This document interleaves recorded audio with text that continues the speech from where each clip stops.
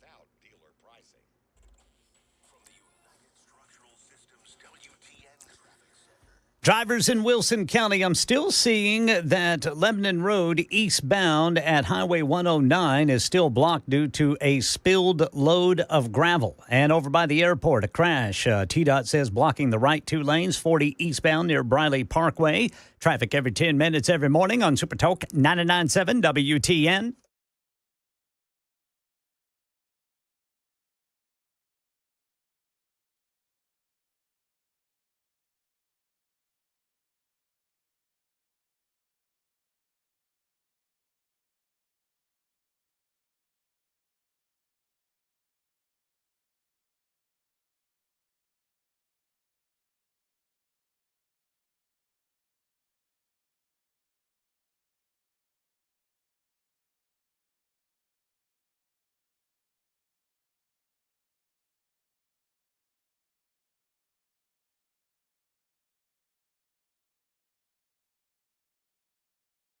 Hello, friends. Welcome in. It is the Matt Murphy Radio Show, just like the man said, on Super Talk 99.7 WTN. We're pleased that you've decided to join us. Give us a little bit of time today. We'll try to educate, inform, and entertain. It's 6 minutes after 3 o'clock on this Wednesday, April 23, 2025.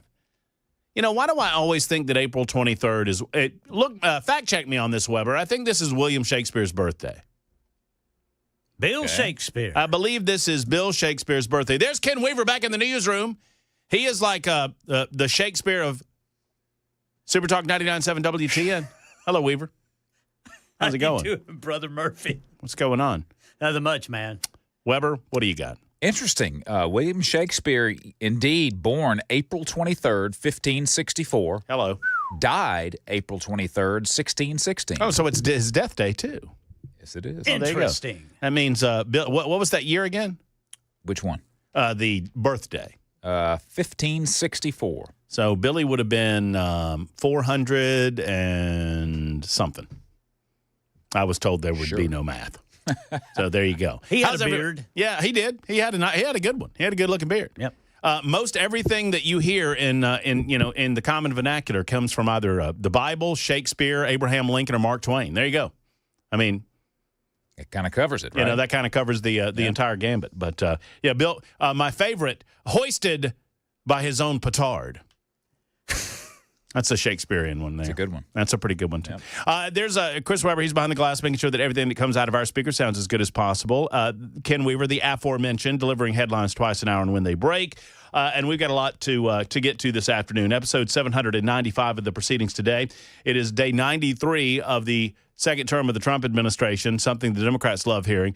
Day 93 of 1,460, I should add. You can listen and watch the show on a variety of different platforms. Obviously, we encourage you to be a part of the show by calling us up at 615-737-9986. Any point that you want to turn a monologue into a dialogue, you may do so in that way.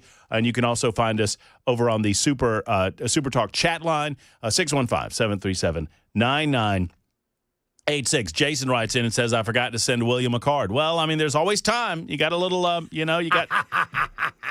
got 6, 7, 8 hours left. So get one out there to old Billy. I guess the time might be a little bit different in jolly old England, though. Stratford-on-Avon, I believe, is where Bill Shakespeare was born. Your favorite Shakespeare play there, Weber? Yeah, I mean, your boy's a thespian. Come on. Yeah, he's not a Shakespearean.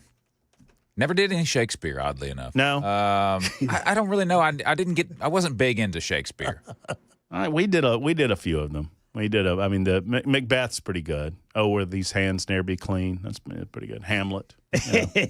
Romeo and Juliet. Mm-hmm. Oh, yeah. But soft what light through yonder window breaks. It is the east and Juliet is the sun. No?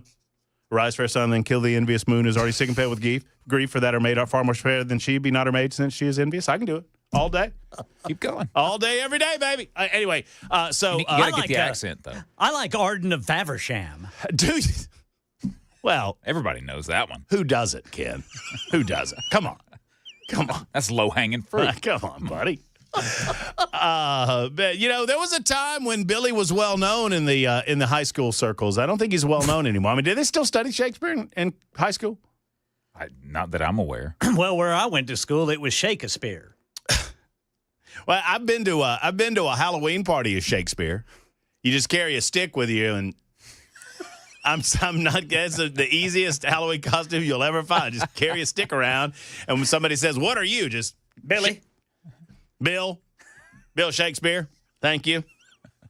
Yeah. So there's that. There's your fun fact of the day. It's Shakespeare's birthday today. Man, Brother Murphy quoting Shakespeare, man. Oh, I used to back in the day. I used to be able to throw it down there, Weaver. Quite the reader. Not Quite anymore. the reader. Not anymore. The question is, why do you still remember so much? I don't know.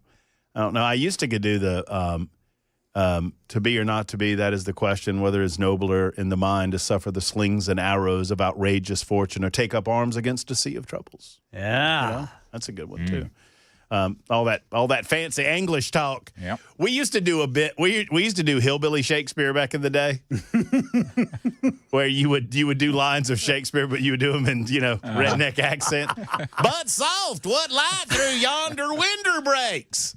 Is Gomer involved? Well, no, a bit like Gomer. Andy Griffith, before he became Andy Griffith on the Andy Griffith Show, he did some great stuff in stand-up comedy, doing basically that stuff. He did a thing called What It Was Football, where he was the country bumpkin. And love that. Oh, yeah. And I think he did something on Bill Shakespeare, if I'm not mistaken, where he described Romeo and Juliet or something like that to somebody. Anyway, all right, we have the legislative roundup to get to. Don't worry, I'll make it interesting, or at least I'll do my best.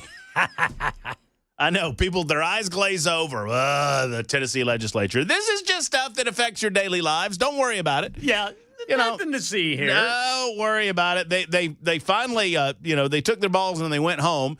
They gavelled out and adjourned for the final time of the session. We've got three separate legislators on the show today. One is the Speaker of the House, Cameron Sexton. He'll be along at 5 o'clock just to give us a general roundup of, the hits and the misses of the General Assembly. At 3:35 this afternoon, we're going to talk to Representative Chris Todd. And the reason we're doing this, because the objections raised by Republicans regarding IVF is being mischaracterized by Democrats in this state, and they're doing it intentionally. Democrats depend on stupidity for their political success. And people like Representative Gloria Johnson, who is repeatedly invited on this radio show, I'll even go pick her up if she wants that. I'll send an Uber to whatever cave she happens to be living in, and we'll get her over here. But she steadfastly refuses to make an appearance on the Matt Murphy Show. I'll have any Democrat in the legislative process. I'll have anybody that wants to come on this show and talk to me about any subject matter of their choosing, to debate me about any subject matter of their choosing. I'm an open book on that. But anyway, the Democrats are intentionally mischaracterizing the IVF legislation, and we're going to talk about that today at 3:35 with Representative Chris Todd, because 11 Tennessee GOP lawmakers have asked Governor Bill Lee to veto protections for birth control and IVF. The reason they're asking this of Bill Lee is not because they don't believe in birth control or IVF.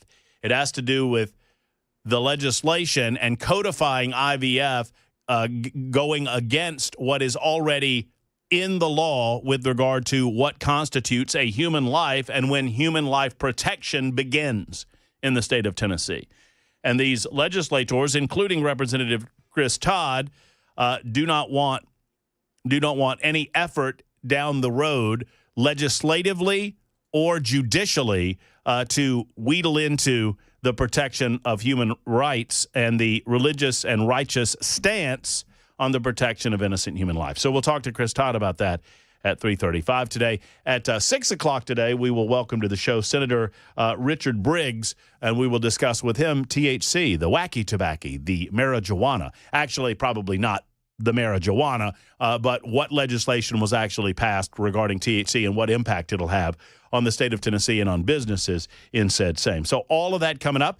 We've got your telephone calls as well. Always welcoming your conversations at 615-737-9986.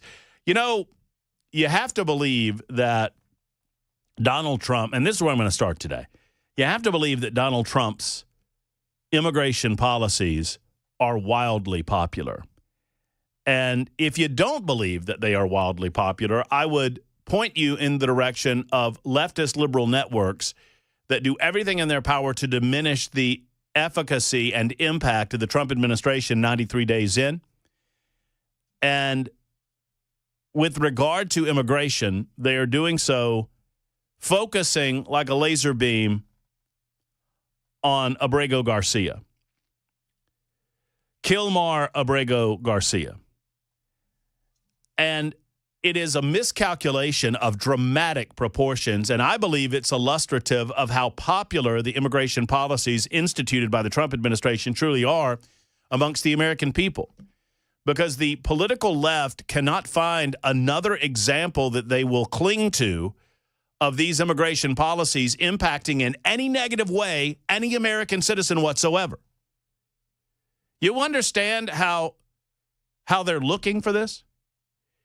I assure you that the liberal networks that hate the orange man, ABC, NBC, CBS, MSNBC, hashtag never CNN, garbage network full of garbage people spewing garbage. Don't watch. I'll watch so you don't have to.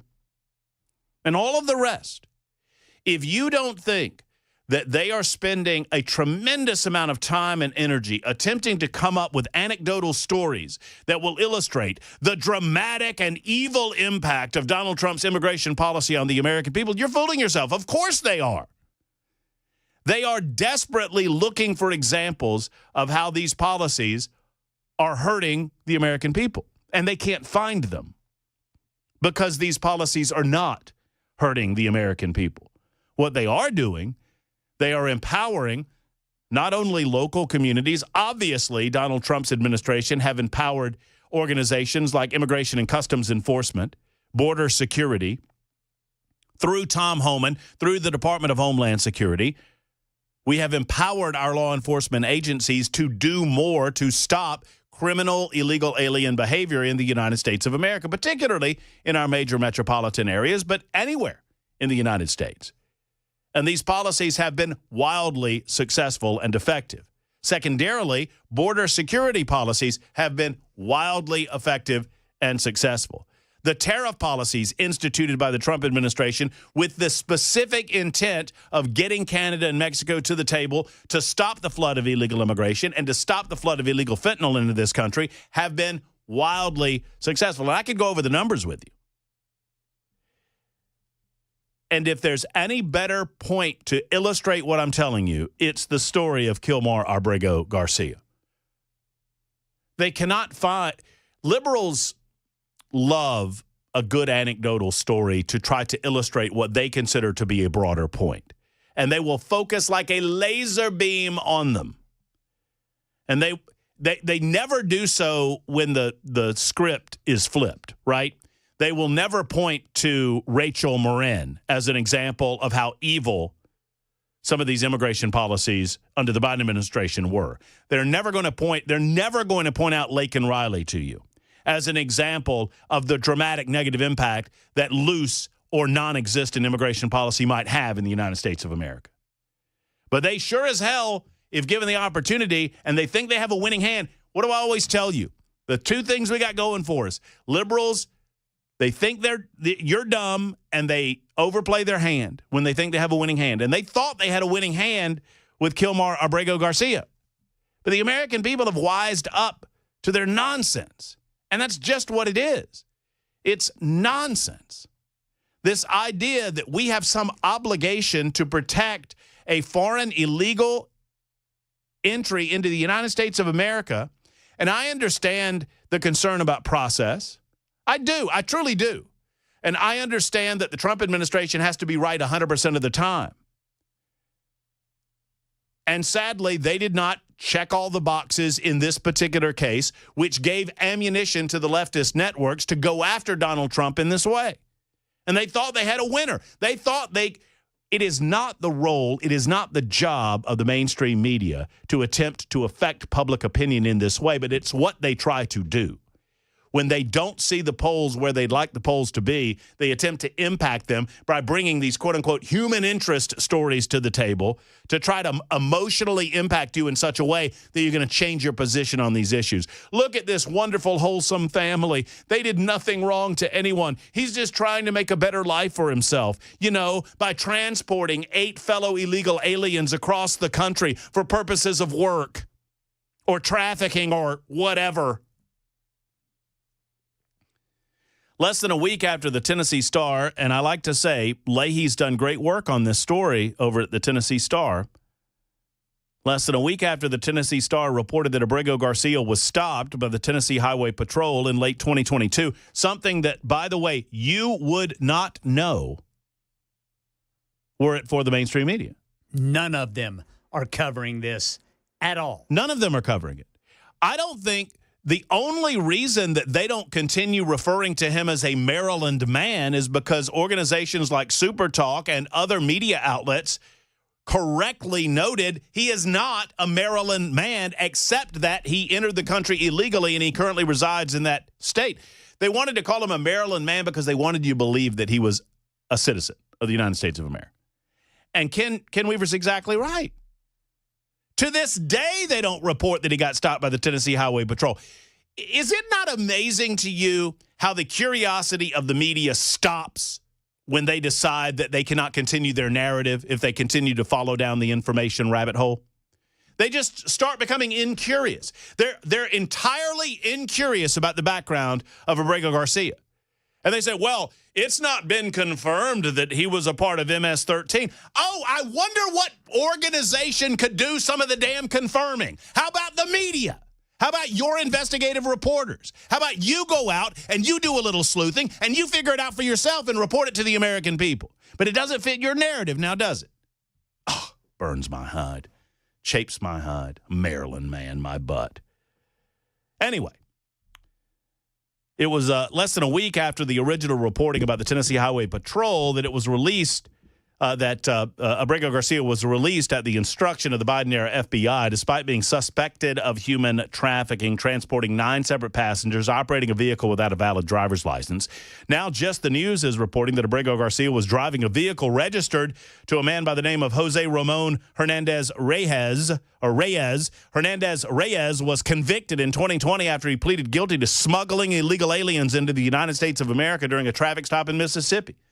He was operating a company called Trans Express at the time, and according to an affidavit filed by a special agent with the U.S. Department of Homeland Security in 2019, it was further revealed that Hernandez Reyes was traveling with 8 people in the vehicle, the same number as Abrego Garcia, and that he advertised the business on newspaper and social media. In other words, this guy was definitely a part of a human trafficking organization. But y'all Democrats, y'all go down there and y'all try to get him back to the United States, because that should be our biggest focus, right? I think they're wishing for another George Floyd. I do think that too, Ken. I think they want to find someone that will become symbolic of how evil Donald Trump's immigration policies are. And like a dog on a bone, they can't let go. And if they were at all smart, they would let go of this one and move on to something else, because this is not your winning strategy if you're trying to move public opinion on this issue. It's just not. 23 after the hour, that's the opening monologue on Super Talk 99.7 WTN. Would love to hear from you. We'll turn to State Matters, our attention over there at about 3:35 this afternoon. Your telephone calls all afternoon as well. Just getting underway on The Murphy Show.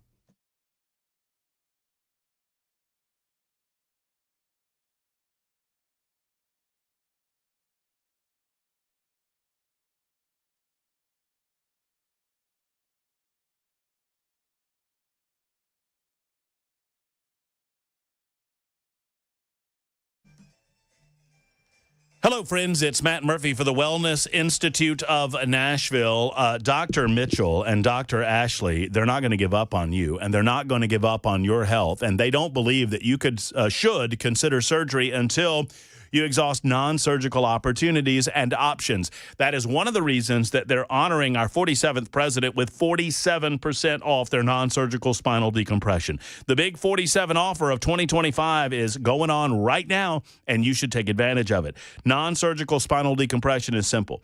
The spinal decompression machine helps heal the disc by opening it up so the blood, nutrition, hydration can get to that area and heal the spinal disc and a nerve. Knee decompression is very similar in its nature. Dr. Mitchell and Dr. Ashley are the experts in this regard, and they can help alleviate that pain for you. Friends, if you're in pain, I know how debilitating it can be. I have lower back pain myself, and I put my seal of approval on the Wellness Institute of Nashville. Call today at 615-246-5009. 246-5009, or go to painisbad.com and tell them Matt Murphy sent you. Painisbad.com.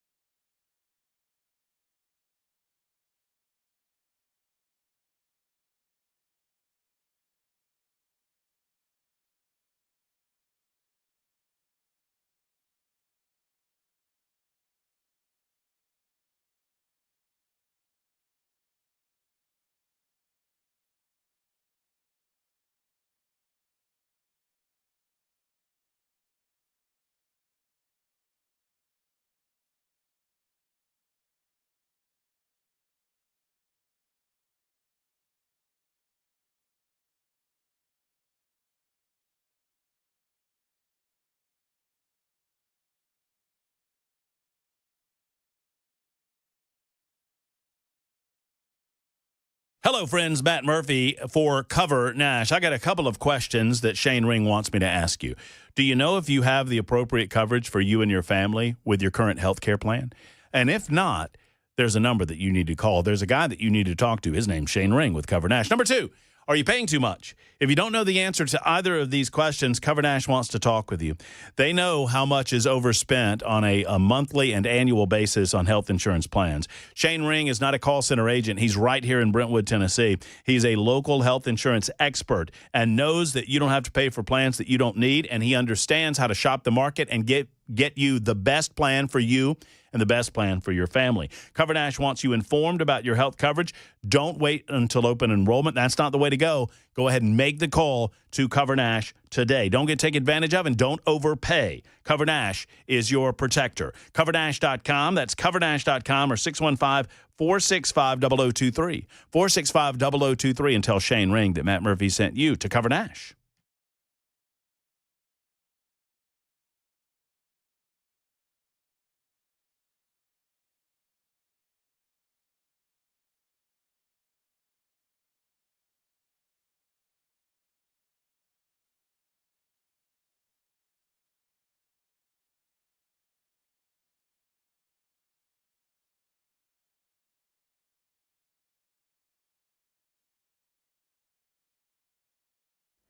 Florida man walking around in body armor with a gun. This story and more at 3:30 on Super Talk 99.7 WTN. Man, oh man, must be serious down there. Otherwise, Ken Weaver would have saved that for nincompoops in the news. Well, he's not naked. Got body armor on. Yet. That's true. Just wait. It's only 3:30. Got plenty of daylight left. 615-737-9986. Would love to hear from you. 0320 writes in and says, THP let him go because he was an FBI snitch. You know, I've seen a couple of people mention this. And I ask the same question each time it gets mentioned, either on the super text line or in passing or on social media platforms. Evidence? Question mark. And I asked that question of 0320. And I don't know 0320. Probably a nice person. Nice fella, I don't know. But he said he or she said THP let him go because he was an FBI snitch. I say evidence. And he says, nah, I'm a retired cop. It's my nature. What? And then, but think about it. How does the FBI know he was stopped? Were they watching him? No, the FBI was informed that he was stopped by the Tennessee Highway Patrol. The protocol is when it involves interstate human trafficking, if you suspect an organization is trafficking someone from one state through another state, through another state, through another state, you defer to the federal authorities that handle that type of situation. That would be the Federal Bureau of Investigation. And the Biden-era Federal Bureau of Investigation declined to take up the case. I don't know where and I'm not faulting the listener here, but I don't know where this rumor came from. But not everything you read on the internet has to be true, y'all. Not everything you see on the intraweb has to be true.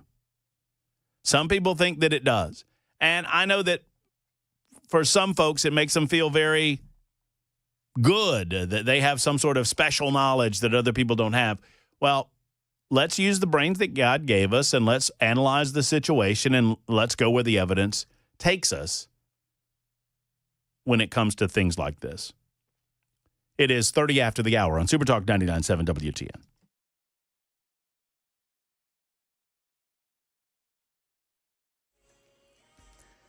.30 on the dot. I'm Ken Weaver with your top stories. Got the full forecast and traffic in 5 minutes.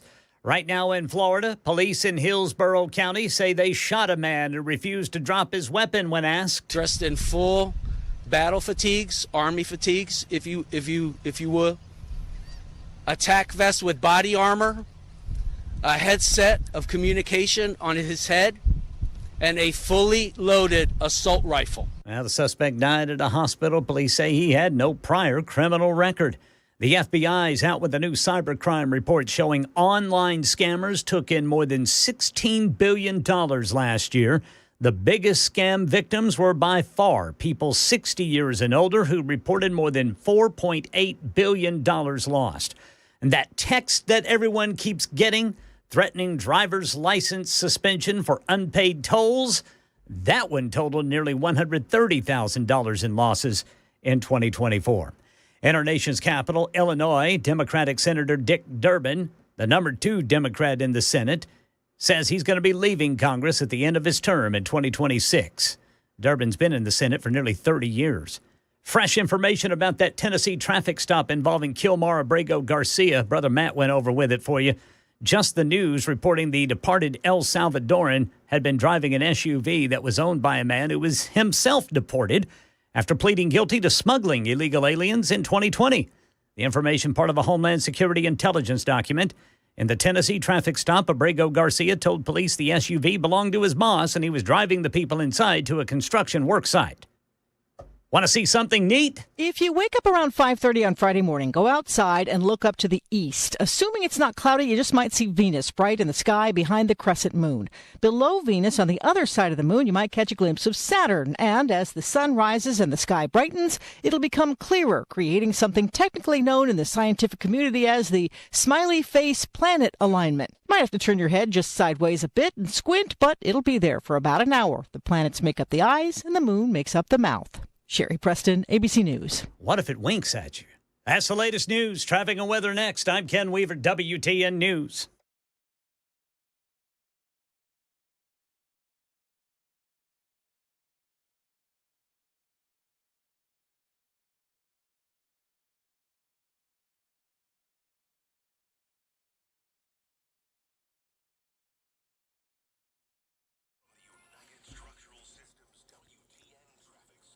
All right, drivers, TDOT says Lebanon Road eastbound between Mount Juliet Road and Highway 109 is still blocked due to a spilled load of gravel that a dump truck lost earlier today. B&A got a crash off on the right shoulder. That's going to be 40 eastbound near Briley Parkway East. Traffic every 10 minutes every morning on Super Talk 99.7 WTN.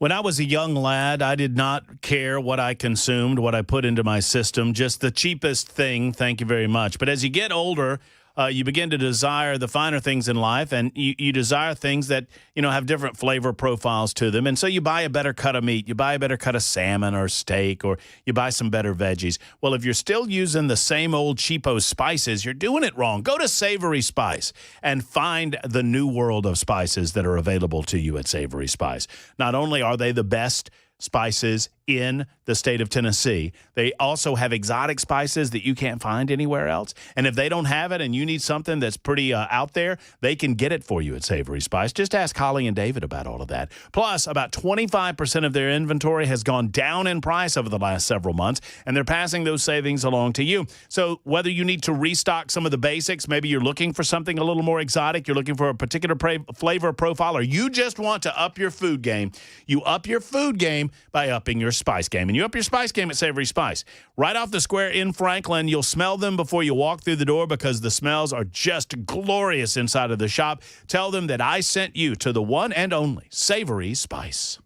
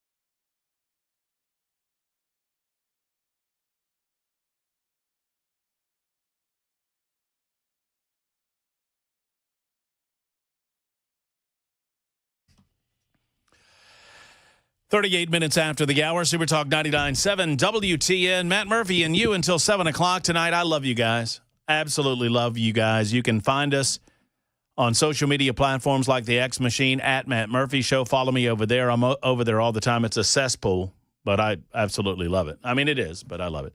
You can also find me on the Facebook, and you can find all of us at Super Talk 99.7 WTN on a variety of platforms, to include iHeart and Spotify, those apps. We have our own app where you can take us wherever you go on your smartphone. And then, of course, Talk TV, YouTube, Facebook, Twitter, Twitch. YouTube, Facebook, Twitter, Twitch. Like and subscribe us on Talk TV. Hey, how much what's the going rate today on liking and subscribing on Talk TV, Ken Weaver? Just like it is every day. Absolutely nothing. Zero. Nada. Zilch. Cost you nothing. And you would do us a favor. Just give us the old thumbs up, would you? All right, so let's turn our attention to this.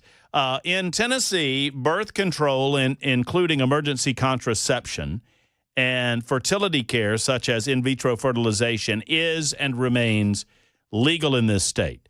There was a House bill that was running through the House of Representatives and the Senate that was eventually passed, 533, which codified protection for women's access to birth control and fertility care.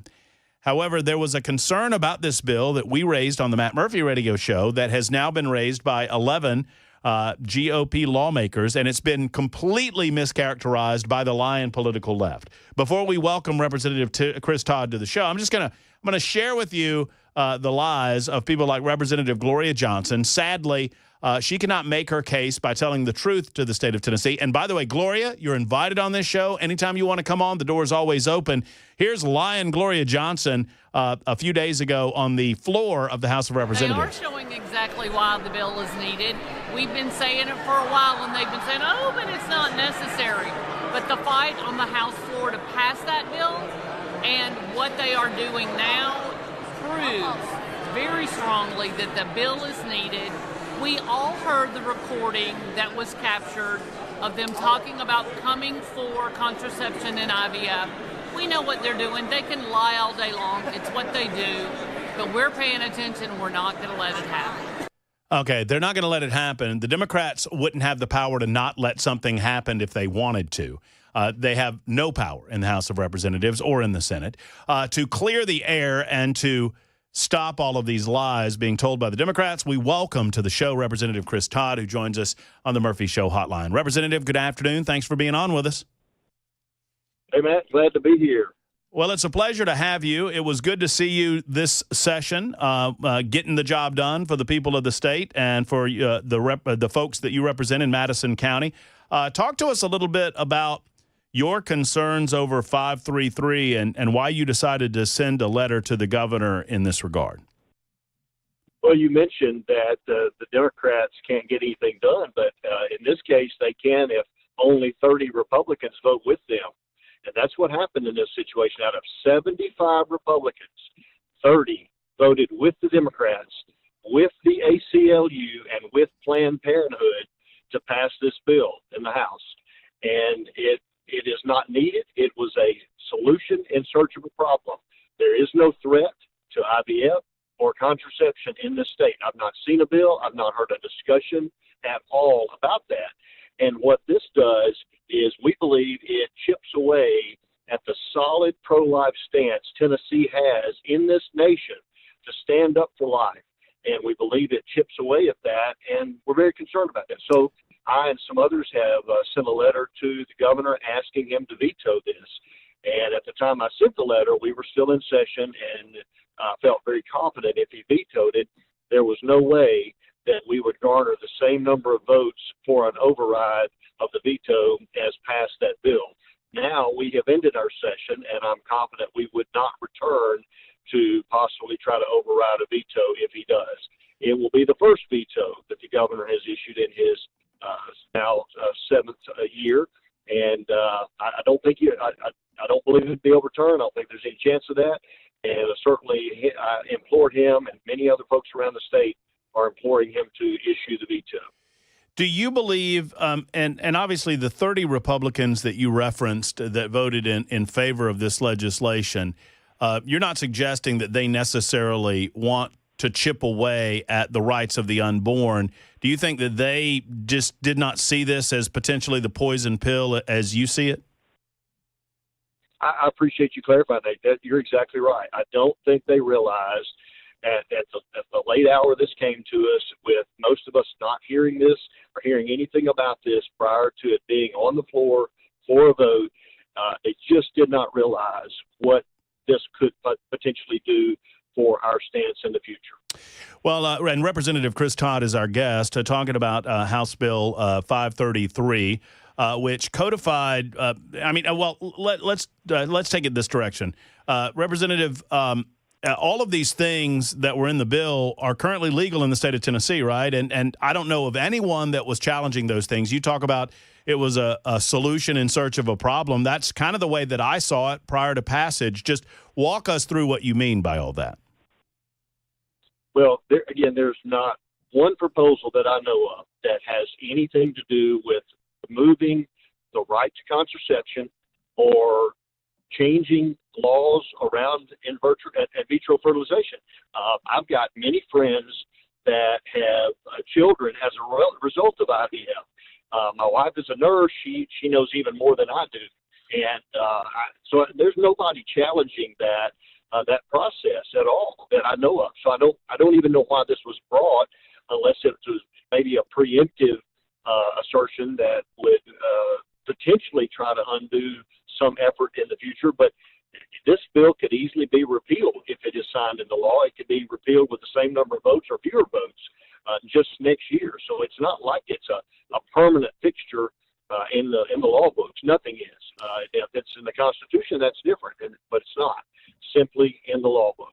So Representative Gloria Johnson and other Democrats are attempting to characterize your exception to the bill as you being against IVF fertilization efforts for families trying to have children or certain birth control practices. And I don't hear it that way. So I just want to ask the question plainly.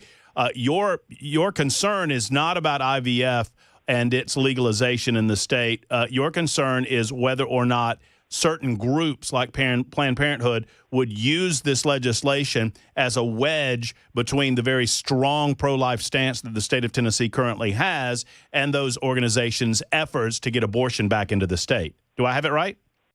100% correct. 100%. I certainly support contraception. I support IVF. Have no issue with it and don't know anyone that does. I've not heard of any discussion or attempt to take away from that. And so I believe it is simply a way, and every year we see this. We see the left come in with some kind of an effort, and sometimes they convince very good Republican members that are there for the right reasons. They somehow twist things and convince them to get behind an idea. I don't know that happened in this situation. I don't know really what started this, and don't want to assume anything. I really don't know. But they do try to find ways to, as you just exactly said, drive a wedge between members, between the not only our members individually, but in members and certain groups that are pro-life groups in the state and in this country, by coming up with a vote that someone might hold against us in the future, or more importantly, might again find a way for a potential court case in the future to chip away at another pro-life law that we have on the books already. Have you had any response from the governor's office, Representative? Only that they've received the letter. I hand-delivered it and got confirmation later that day that the governor was out that day, but I got confirmation they have it, and they certainly will have it in front of him. So I'm confident he has seen it now, but I've not had any conversation since then.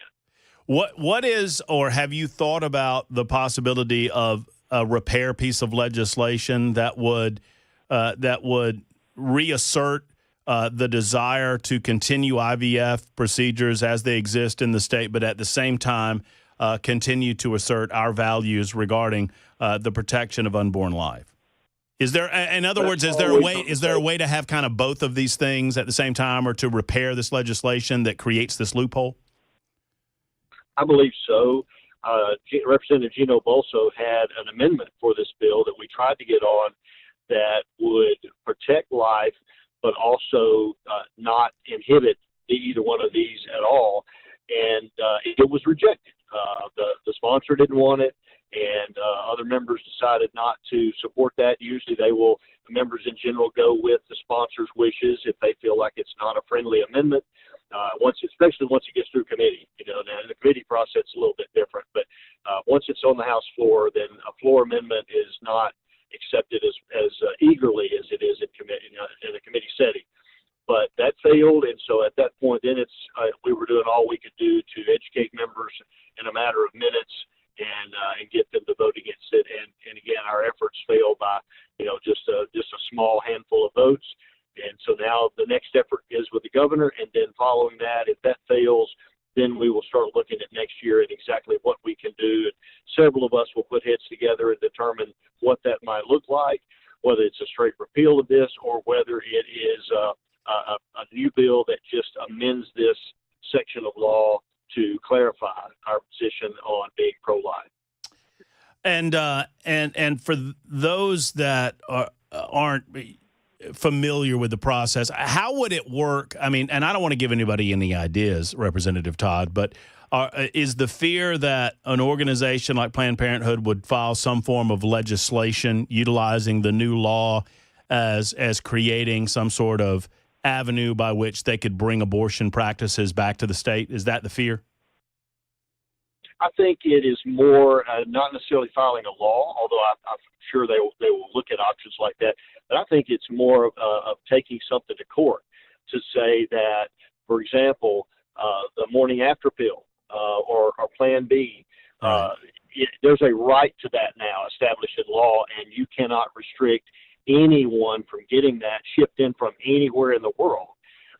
That may be what I don't know what they might do, but I think it's going to be more in the legal realm versus legislative realm.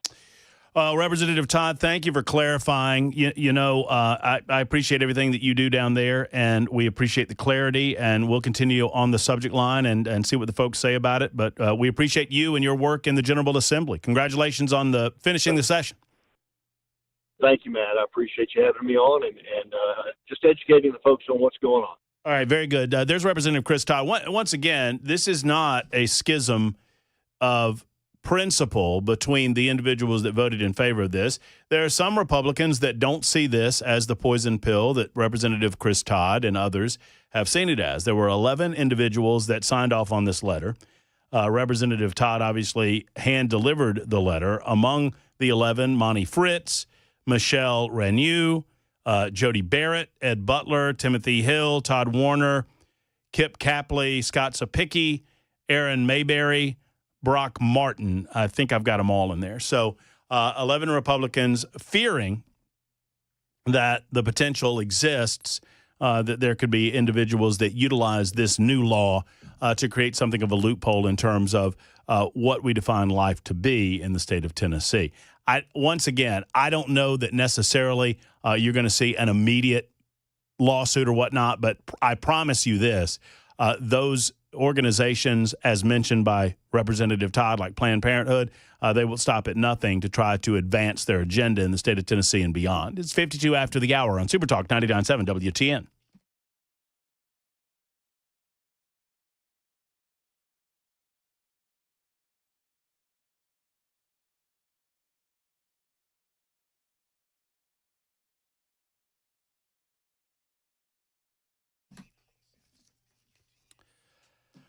Did you know that summertime in Tennessee is the hardest season on your cooling system? Well, it goes, it stands to reason, right? Because your AC is going to work harder when it's 95 degrees outside than it would at 85 or 75 degrees, making sure that it is conditioning your air to the appropriate temperature that you set it on.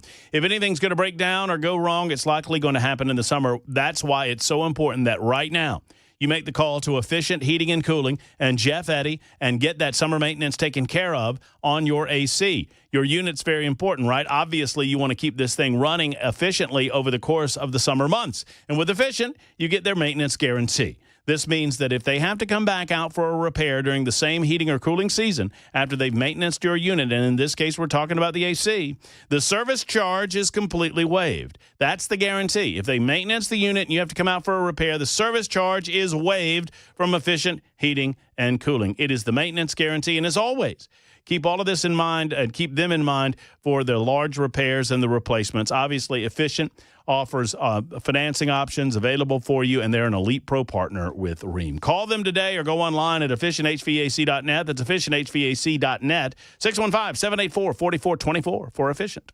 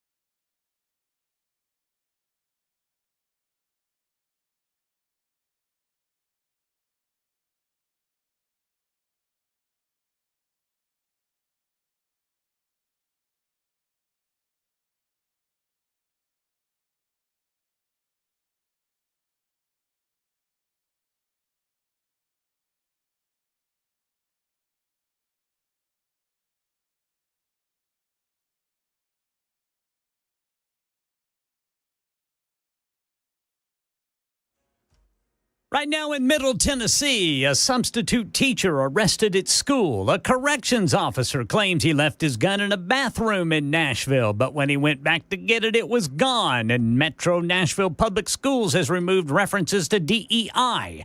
These stories and more at 4 on Super Talk 99.7 WTN. Yes, sir. Thank you, Mr. Ken Weaver. That's coming up in just a couple of minutes. Super Talk 99.7 WTN. My name is Matt Murphy, and this is the Matt Murphy Radio Show. Thanks again to Representative Chris Todd. Just as an explainer, and I realized we kind of went fast there.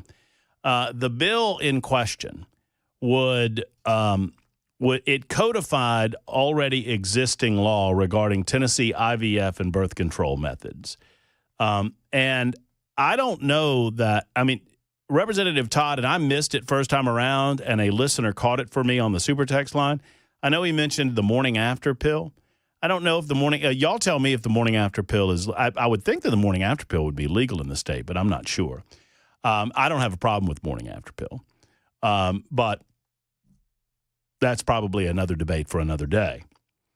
So the House Republicans that voted in favor of this legislation, every one of them that I've talked to said that they did so because they believed that IVF should be permissible, and this codifies IVF under state law, and they don't believe that it will be in conflict with current state law regarding the protection of human life.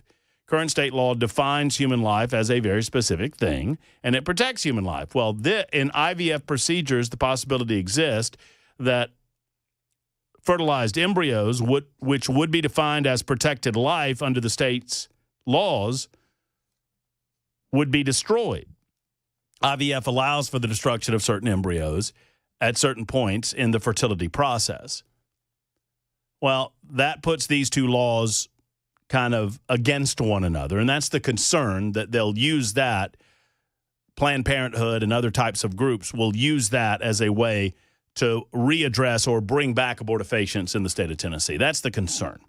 It is 4 o'clock on Super Talk 99.7 WTN.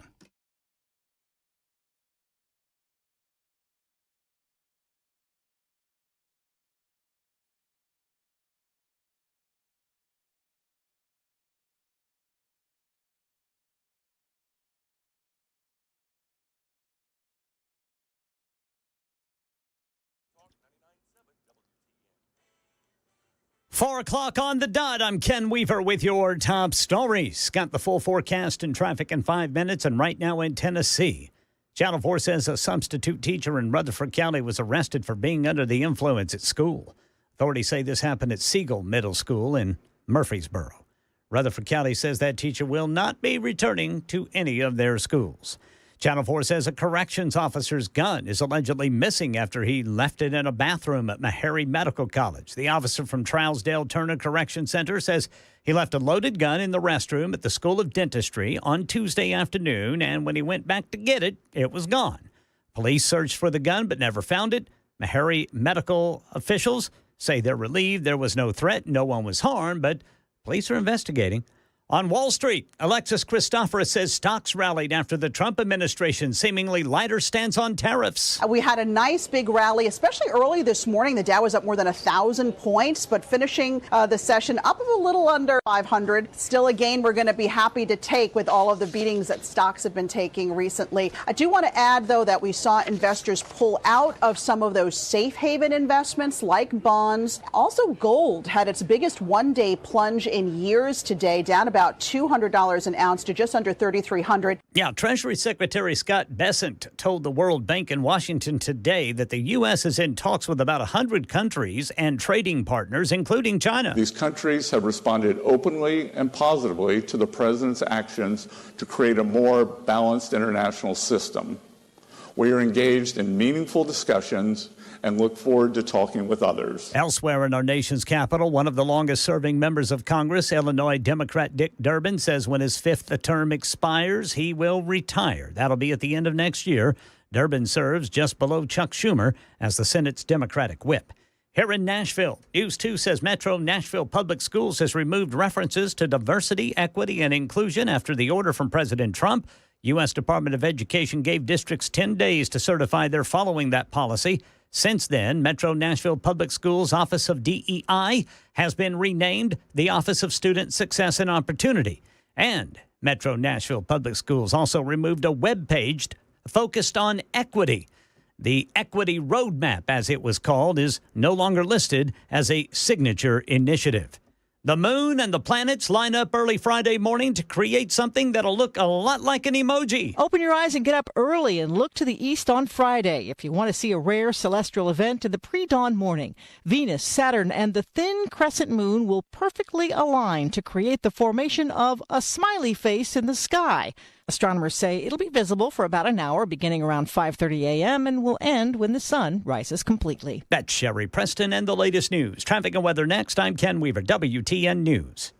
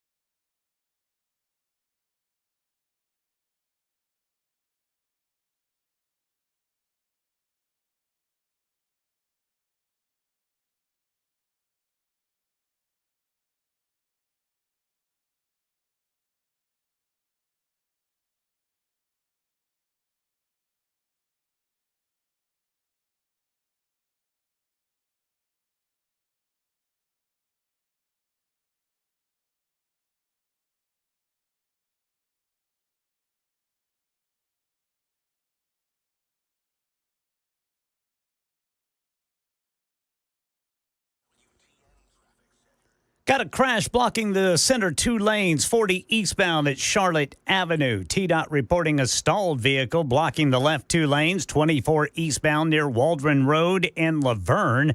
And then in Mount Juliet, got a blocked road, Lebanon Road eastbound between Mount Juliet Road and Highway 109 due to a spilled load of gravel from earlier today. Back here in Nashville in the Gulch, center two lanes blocked, 40 eastbound after Demumbrian Street. Traffic every 10 minutes every morning on Super Talk 99.7 WTN.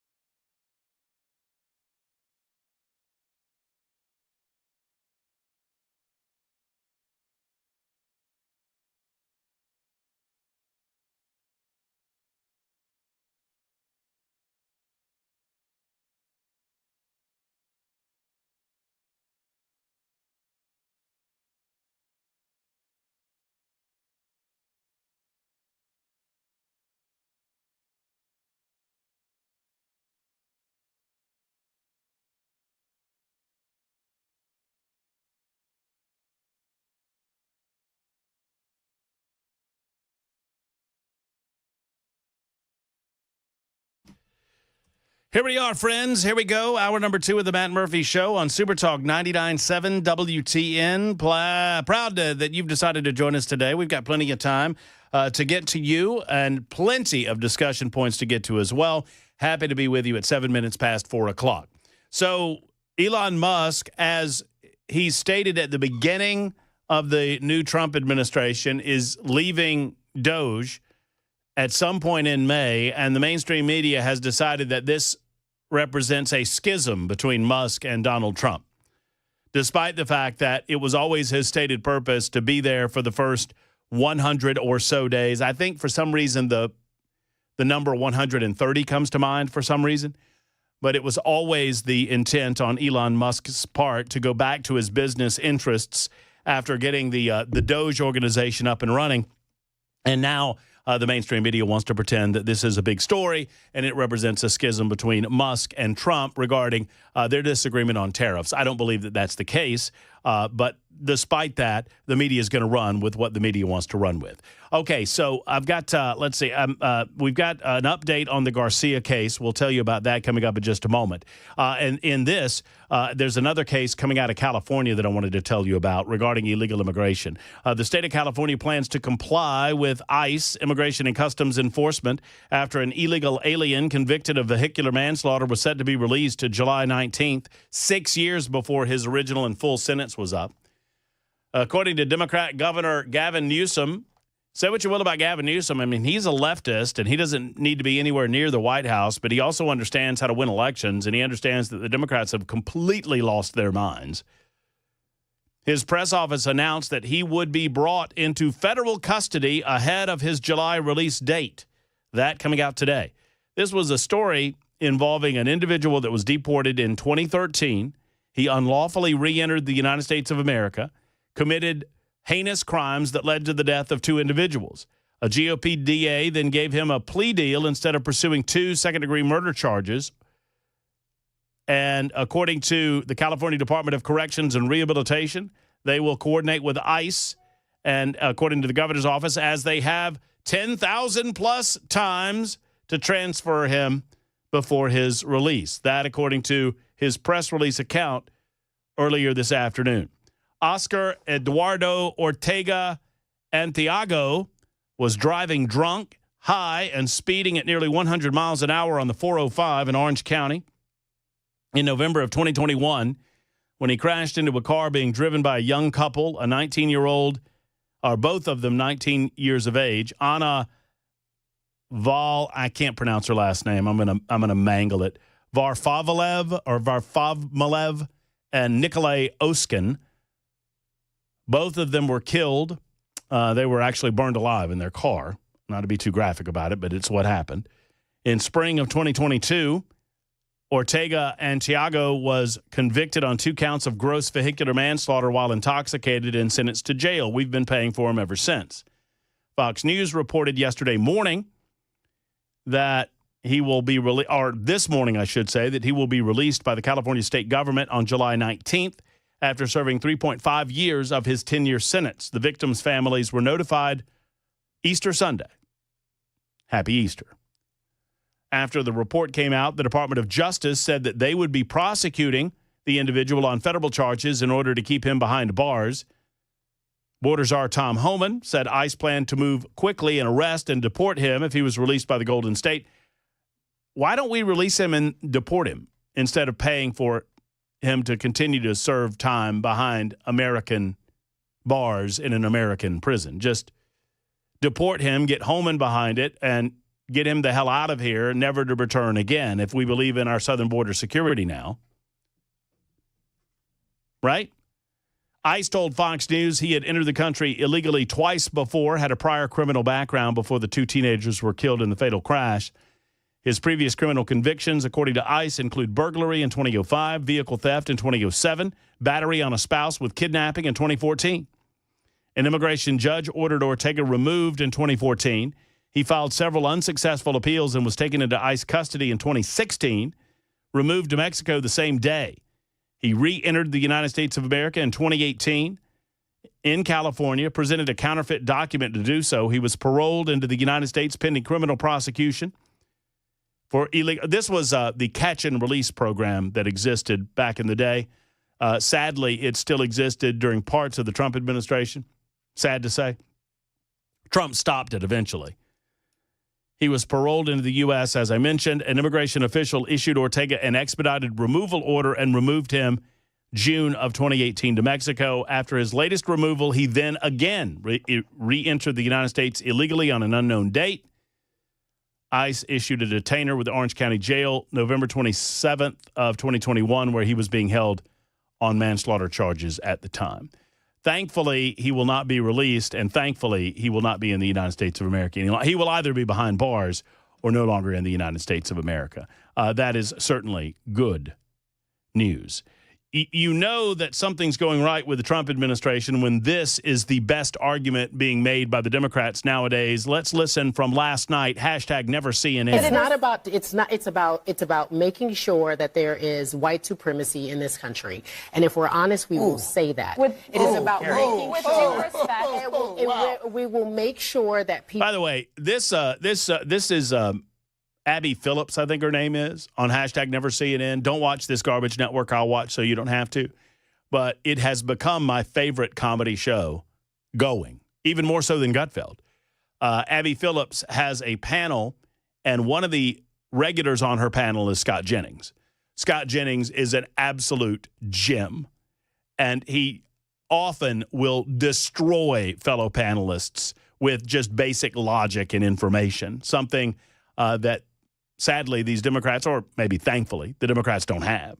They've got a lot of emotion, not a lot of logic, not a lot of information. But anyway. People who DEI is really all these code words. You used to use woke. I asked you to define what woke meant. You couldn't really define it for me. Tell me what it means again. Woke ideology is taking extreme views of American culture and trying to tear down America from the inside out and go outside of our cultural norms and invade every corporation, university, and other institutions. What is DEI? That's incorrect. Tell me that's incorrect. But what is DEI? Tell me again. Diversity, equity, and inclusion, and trying to guarantee outcomes instead of guarantee opportunity. Trump's cabinet looks like DEI. I was speaking, and I could just. This gets a little gobbly, when the crowd starts. They start gobbling. I do want us to not get off the rails because she just said we're all white supremacists. We got to address this, don't we? Saying a whole swath of voters and saying they voted because they're racist or misogynist, not because they're pocketbook. Those weren't my words, yours. But go ahead. Okay, but you said it was about white supremacy. I said it was about white supremacy. Democrats will keep losing if they do that. All the voters were white supremacists, but it's not about eggs. She said it was about pocketbook issues. It's not about pocketbook issues. You don't think people were at all motivated? So, I mean, just to cut to the chase on this, the political left is now suggesting that all that is being done by the Trump administration to kind of undo the 4 years of the Biden administration, leading us down this path of DEI, which is racism in and of itself, that all of this is about recertifying white supremacy. I listened to a little bit of the Chad Benson show, and Chad was saying that apparently being skinny is all about white supremacy as well. Apparently anybody trying to be thin, you are falling into the white hierarchy, patriarch. I don't really understand how being thin has anything to do with white supremacy, but apparently everything has to do with white supremacy. It is an old and a tired and a worn out page out of the leftist playbook that if you are left with nothing else, figure out a way that the other side is doing things because of white supremacy. Just figure out a way. And it doesn't matter if the square pegs don't fit in the round holes. We'll cram them in there. We'll get them in there by hook or by crook. WTN, Matt Murphy and you until 7 o'clock tonight. Huh. I don't think that was me. My bad. Oh, you know what? I love that, Weaver. Ken Weaver can't get enough of Murphy Live, so he's listening to Murphy. You're listening to other forms of Murphy while you're listening to Murphy. Sorry about that, Brother Murphy. Like double Murphy. I like that. No, that's all good. I was sounding great, I think. DEI. And just for those in the back, for those of you in Aniana, diversity, equity, and inclusion.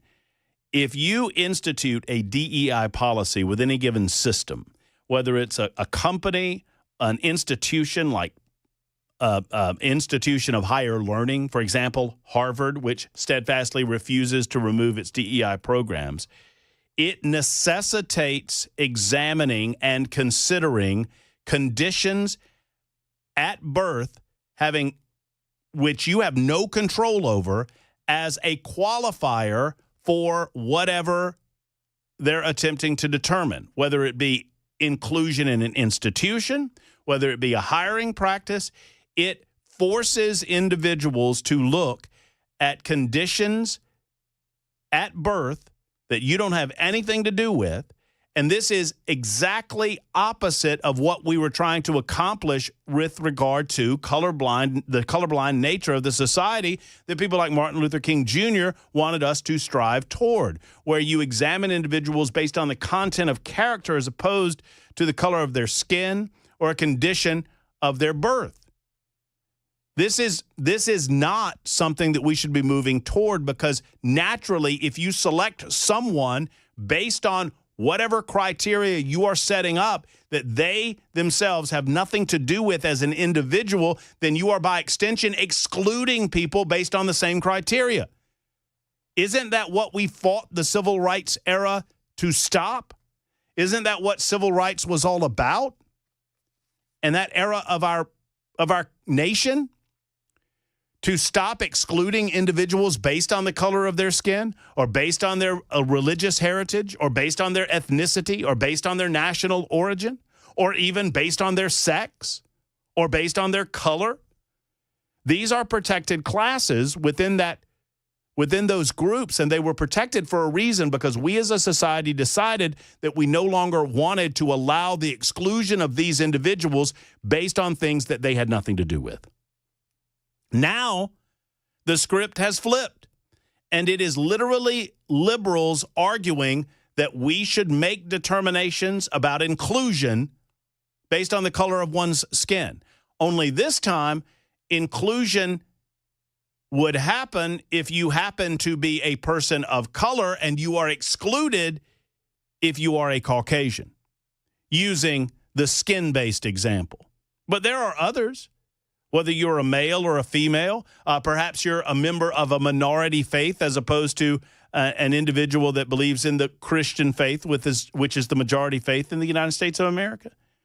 By their very nature, DEI policies, and look, no one, I don't suggest that, diversity, equity, and inclusion, these three words, equity is the easiest one to define as, equity is truly evil. The guaranteeing equality of outcome is an evil concept.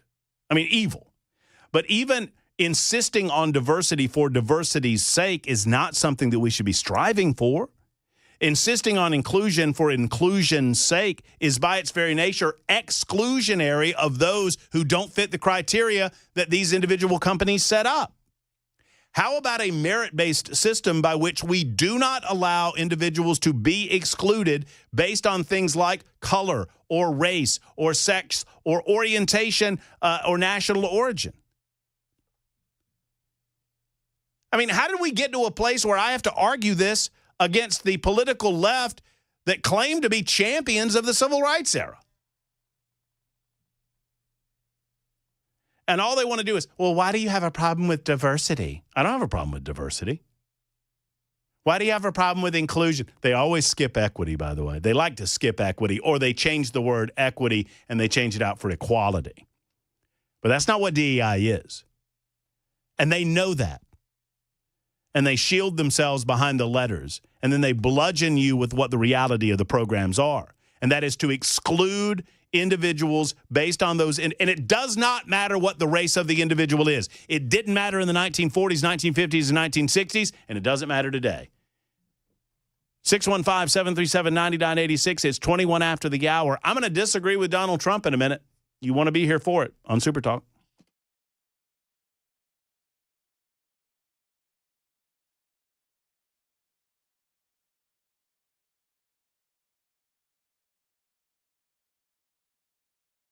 Hey, friends, it's Matt Murphy. Genesis Diamonds has their big event coming up this weekend. I've been telling you about it, and it's time to get to it. This Friday, Saturday, and Sunday, Genesis Diamonds has their biggest event of the year with 3 days only of unbelievable store-wide savings. Now, they have restocked their shelves for this deal. And let me tell you, this sale, they have like double the normal amount of selection, even in their stores. And their stores always has the most selection around.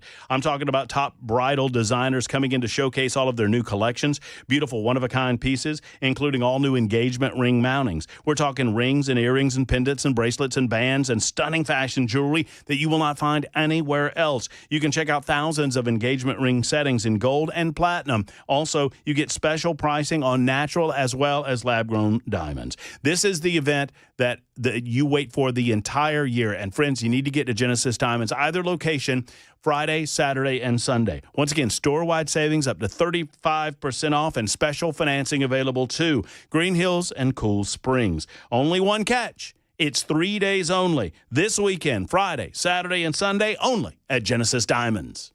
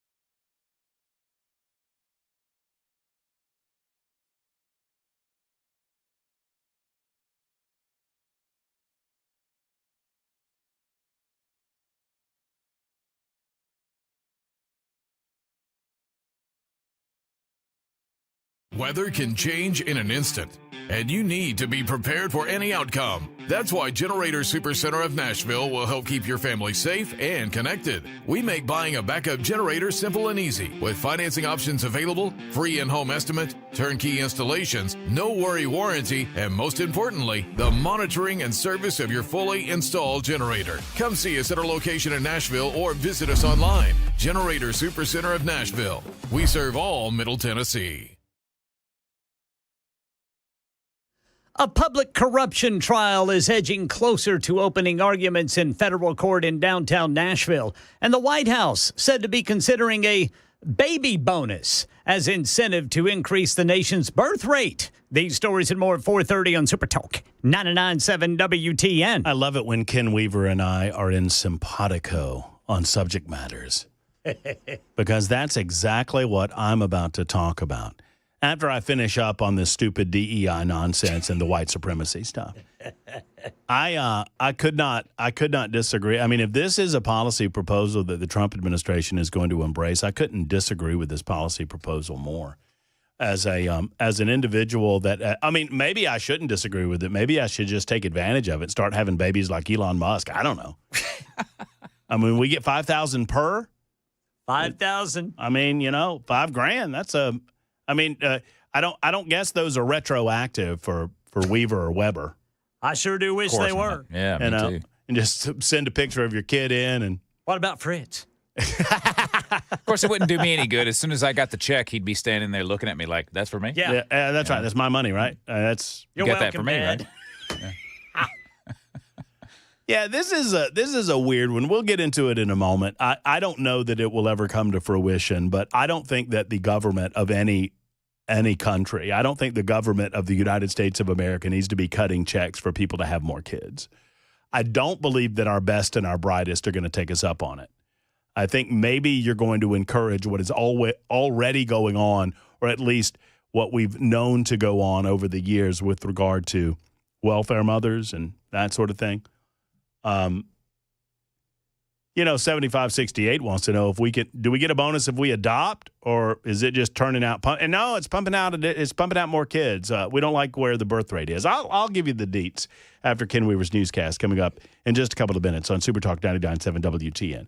So I just want to make sure you understand this is an old, worn-out playbook that's been going on for a long, long time, right? Anytime there's a policy proposal disagreement, and anytime that the political left recognizes that the right, in this case conservatives, maybe even libertarians, that they have the moral high ground, or they have the high ground politically on an issue, the left tries to turn it against and turn those individuals who are beating them on policy, beating them on ideology, beating them in the public polls. They try to turn it against them and turn them on the defensive by claiming, well, you're just doing this because, white supremacy. And they'll lie about it. And of course they'll lie about it, because it is a lie. Now, to suggest that there is not some form of white supremacy that goes on in the United States of America is to deny reality. Of course, we see these people from time to time. They pop their heads out of the holes in the ground that they live in, and they, pop off at the mouth. Sometimes they show up in robes. Sometimes they show up with Nazi paraphernalia, and they are performative in nature. But I would be willing to bet you that the total amount of white supremacists in the United States of America could fit in Nissan Stadium. In the United States, I'm talking about white supremacists, right? These ridiculous clown shows that, the Klan or some of these other neo-Nazi organizations, performative all, ridiculous all. Nobody pays any attention to these organizations or groups. They are minuscule in name and nature. Yet the mainstream media would have you believe that they're on every street corner, and everything surrounds itself with the concept of advancing some level of white supremacy. It's nonsense. It's a bludgeon used to stop debate.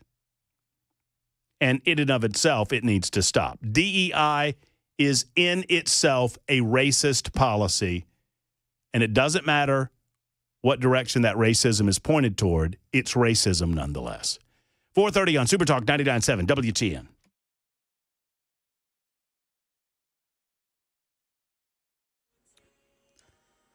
.30 on the dot. I'm Ken Weaver with your top stories. Got the full forecast and traffic in 5 minutes. And right now in Nashville federal court, the public corruption trial alleging 20 counts of conspiracy, fraud, bribery, and money laundering related to a fake company to which state contracts were awarded continues. Here's Channel 4's Stacey Cameron. It's day 2 of jury selection, and we now have the 12 men and women who will serve as the main jury in the trial against Tennessee's former Speaker of the House, Glenn Cassida, and his one-time Chief of Staff, Kate Cawthorn. A pool of 40 potential jurors was whittled down to 22 people yesterday, and then after further arguments this morning and peremptory challenges, 10 more people were excused from service, leaving us with the 12 people who will hear the facts in this case and hear the evidence and ultimately render a verdict against Cassida and Cawthorn. So all that's left is to choose about 3 more alternates. Then opening arguments could start as soon as today. The trial expected to last 4 weeks. The White House has been fielding proposals aimed at persuading people to get married and have babies. One such proposal that's been pitched to White House advisors is a $5,000 baby bonus to every American mother after she gives birth. President Trump, when asked about it, said, "Sounds like a good idea to me." But the White House cautions that no final decisions have been made. And we're learning of a new trend in car theft coming out of California. Gone are the days when cars were stolen using a clothing hanger or what's called a Slim Jim down the window to pop the lock. Car thieves are now using apps and equipment meant for locksmiths that wirelessly link to keyless entry systems. And with the push of a button, they can unlock and start your car. San Jose Deputy Police Chief Brandon Sanchez. Technology to bypass ignition systems to be able to start your vehicle. He says around 15 cars a day are being stolen in San Jose, with Hyundai vehicles being the most common stolen electronically. Alex Stone, EBC News. That's the latest news. Traffic and weather next. I'm Ken Weaver, WTN News.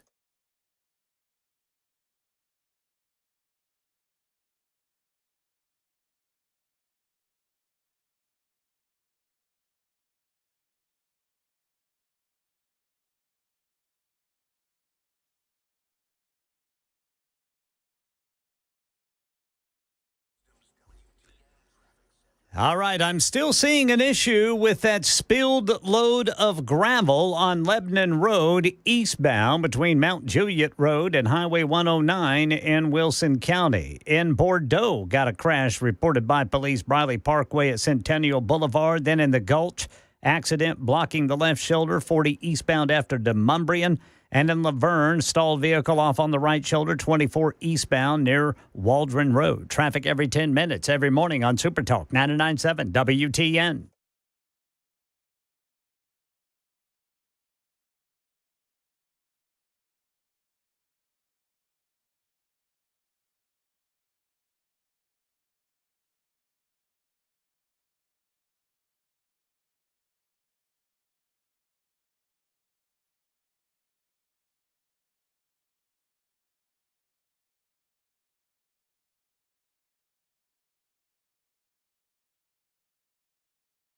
Friends, do you smell that smell when you walk into your auto repair shop? You know what I'm talking about, right? That smell of grease or old rags or just general stink. There's a lot of stink out there when it comes to auto repair. Not so much at Eurofix. Another thing that stinks at the repair shop is that they keep your car forever. They're not honest with you about what's wrong with it. They don't call you back when they say they will. Was that your last experience? If so, you need to get to Eurofix. Eurofix takes the stink out of European auto repair. At Eurofix, you get a free 15-minute no-wrench inspection. You also get no high-pressure sales tactics, which is nice. At Eurofix, they simply want to fix what ails your European car. Plus, you get a 3-year nationwide warranty and a free loaner car at every repair appointment. Never pay dealer prices again. Go to Eurofix. 5 separate locations. Aaron Stokes got it going on. Eurofix in Mount Juliet, Franklin, 100 Oaks, Murfreesboro, and Belmead. Call 844-EUROFIX. That's 844-EUROFIX, or go to myEurofix.com.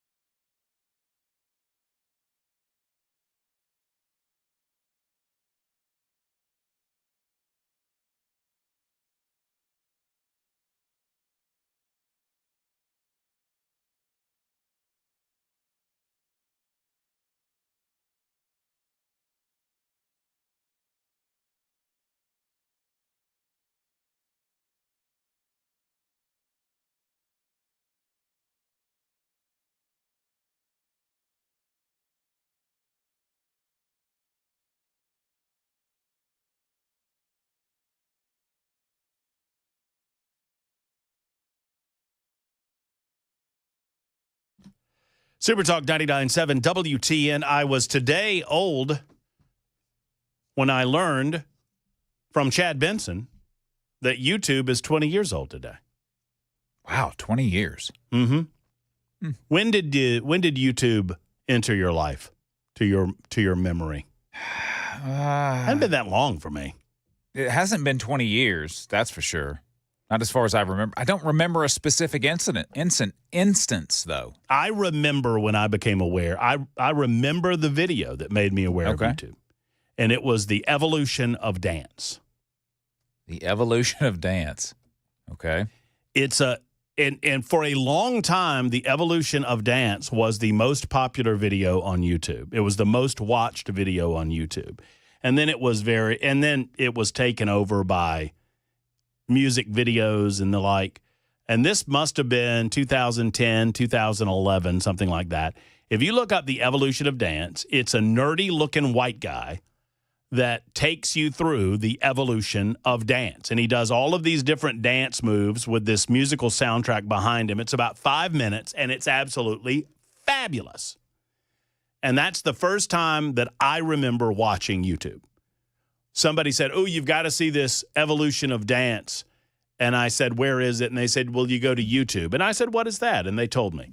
And that's probably, 2010 or 2011, something along those lines. I was hoping it would let me sort my history, like in reverse order, so I could see the first video I ever watched. It doesn't do that? I can't figure it out.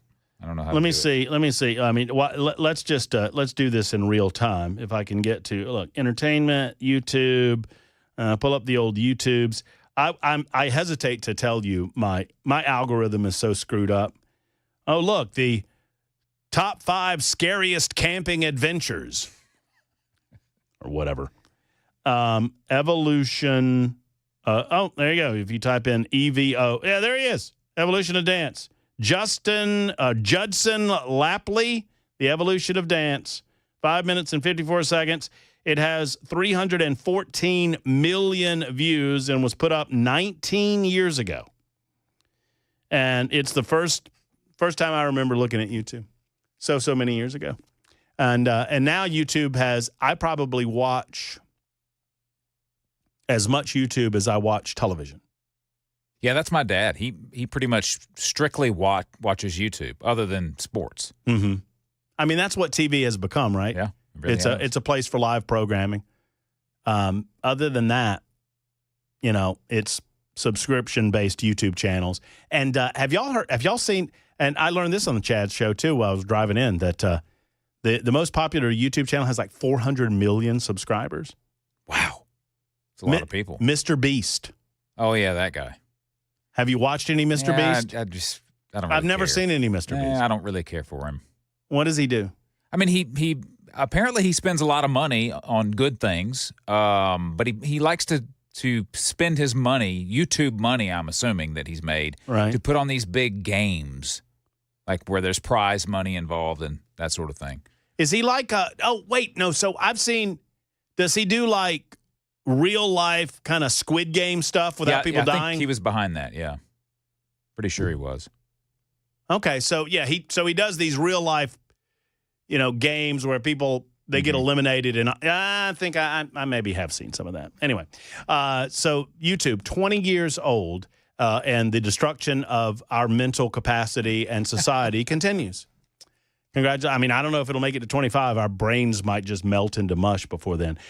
So birth rates continue to go down in the United States of America.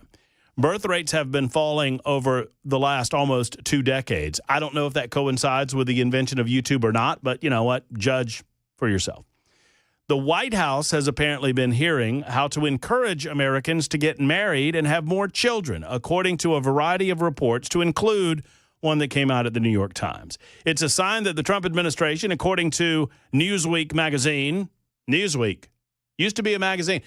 Kids, there was a time before YouTube where companies would print out information for you and they would sell them at places called newsstands. These were called newspapers or magazines. You can look it up. Your parents, your grandparents, they know all about it. Anyway, this is a sign the Trump administration will back an agenda from many of its allies on the right to reverse declining birth rate and promote family values, according to the New York Times. The New York Times reported the White House has been hearing a, quote, chorus of ideas to persuade Americans to get married and have more children.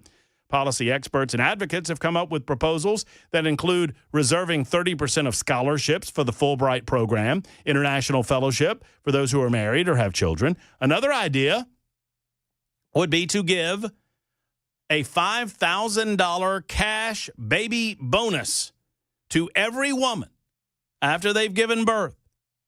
A third policy calls on the government to fund educational programs for women about their menstrual cycles so they can better understand when they're ovulating and able to conceive. I don't think we have a lack of births based on not knowing how it happens. But maybe I'm wrong. I mean, we're turning into pandas. I mean, right? Let's put Mama Panda and Daddy Panda in the pen together, and let's put on some soft music. A little Barry White. I've long been of the opinion that we just need to let pandas go. If they can't figure it out, I mean, come on. Yeah, And it's the panda dudes, right? Oh, I don't know. Probably. I believe that it is the panda, the boy pandas that are too busy doing boy panda stuff. It's like, They're not really. I mean, it's like boy pandas are perpetually 11 years old and they think girls are icky right before they get to puberty and they realize, whoa, girls aren't icky anymore. The declining birth rate, according to the National Center for Health Statistics at the Centers for Disease Control and Prevention, so, take these statistics for what they're worth, there were only 54.5 births for every 1,000 females aged 15 to 44 in 2023. It is the lowest figure on record and 3% down from the 2022 birth rate. I'm old enough to remember and recall when we were striving in American society to make sure that women were not getting pregnant before they were fully ready to be mothers and they had stable families and a family atmosphere in which to raise a child. I'm old enough to remember when we were trying to stop abortion rates through education and helping young people and young women even into their 20s and beyond understand, what methods they could utilize to prevent pregnancy, to include abstinence, by the way. The declining birth rate, according to this article, has sparked political discourse, with Vice President J.D. Vance saying in January that he wanted more babies being born in the United States of America. Trump administration officials have not indicated if they would support the idea, although advocates are confident that the U.S. president wants to see a baby boom.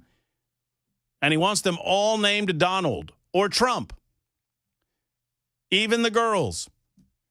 In February, Transportation Secretary Sean Duffy, a father of 9 himself, reportedly signed a memo instructing the Department of Transportation to give precedence to communities with marriage and birth rates higher than the national average. Simone Collins, along with her husband Malcolm Collins, sent the White House draft executive orders, including one that would bestow, quote, national medals of motherhood to mothers with 6 or more children.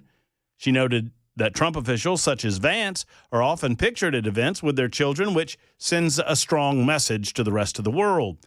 In a statement to Newsweek, White House spokesperson Caroline Leavitt said Trump is, quote, proudly implementing policies to uplift American families from securing border to keeping violent criminals out of our communities to lowering taxes and the cost of living. The president wants America to be a country where all children can safely grow up and achieve the American dream, said Leavitt. My question for you, where are you on this $5,000 deal? I don't know that it's a good idea to be giving as a government, as particularly a government that is we remain $37 trillion in debt. Believe it or not, as wonderful as Doge started off in the Trump administration part 2, Doge has a hell of a long way to go before we're actually starting to save money in any given year. Sadly, because of the pandemic, the COVID-19 pandemic, for what it's worth, and the aftermath of said same, and then the Biden administration, we've been overspending to the tune of at least $1.5 trillion, if not $2 trillion a year. So we need to maybe get that spending in order before we try to find ways to spend the taxpayer dollars in this manner. Secondarily, I don't know that it's a good idea to pay people to have babies to begin with. Is that the role of the government? Now, there are some that are looking at this long term and suggesting that America might have a problem 50 years from now if we do not begin having babies again. That other nations are having children at a much higher rate, and because of that, it could create a schism in the natural order of things. Well, I don't think you solve that by incentivizing birth rates by giving out free money, free money, free money to the general population. I could be wrong, but I doubt it. Charles is in Hendersonville with a thought on this. Hey, Charles, how are you? Hey, I'm pretty good. I don't mean to upset anybody, but it may not be the quantity of people, but the quality of people we're having birth rate. It could be the fact that the ones that can't afford it are the ones that are having the kids, and the ones that can, are smart enough to know better, know they can't afford it, are the ones that would be responsible if they did have the kids, but can't have them because the economy has been jacked up since basically 2007, Well, So, I would agree. I mean, I would agree that good, responsible people for too long, sadly, in some circles, they've been convinced that they should put their own lives and priorities ahead of the idea of getting married and settling down and having a family. And that, particularly women in the quote-unquote feminist movement have been convinced that settling in and having a family and raising children is somehow lesser than a career. And that's wrong, and I disagree with that, and we need to deconstruct that narrative. Yeah. But I agree with you, Charles. I don't think it's a good idea. I believe it's more quality than quantity. I would agree with you. Yeah, I believe that's what the problem is. We can figure out a solution for that. We may have the answer, but, Well, I think a quote from Ross Perot. Ross Perot said one time they asked him what he thought about hope, and he said hope is the qualification that you have no solution to the problem. If you had a solution, you wouldn't need hope. You'd have the answer. Well, that's right. What he wanted. Hope is, I say it a little bit of a different way. I've never heard that quote from Perot, but I say it this way, Charles. Hope is not a plan. Hope is an admission that you have no plan. Exactly. Yep. Yeah, you need a plan. Now, we just got to get the right people and get the plan together. My favorite Ross Perot quote, "Can I finish? You going to let me finish here? Can I finish here? I'm just trying to finish." Ross Perot. I don't do a very good Ross Perot, but I do a quite good Dana Carvey doing Ross Perot. Yeah, it's not bad. Can I finish? Mm-hmm. You're going to pay me $100 billion. Anyway, Karen is next up. Oh, wait, hold on, Karen. Hang in there. It's 50 after the hour. Andrew and the rest of you holding on the line. Are we to pay Americans for babies? That is a proposal that is apparently being floated by the White House. $5,000 baby credit, cash money, if you have a child. I mean, welfare babies, anybody? It's 10 until the top of the hour on Super Talk.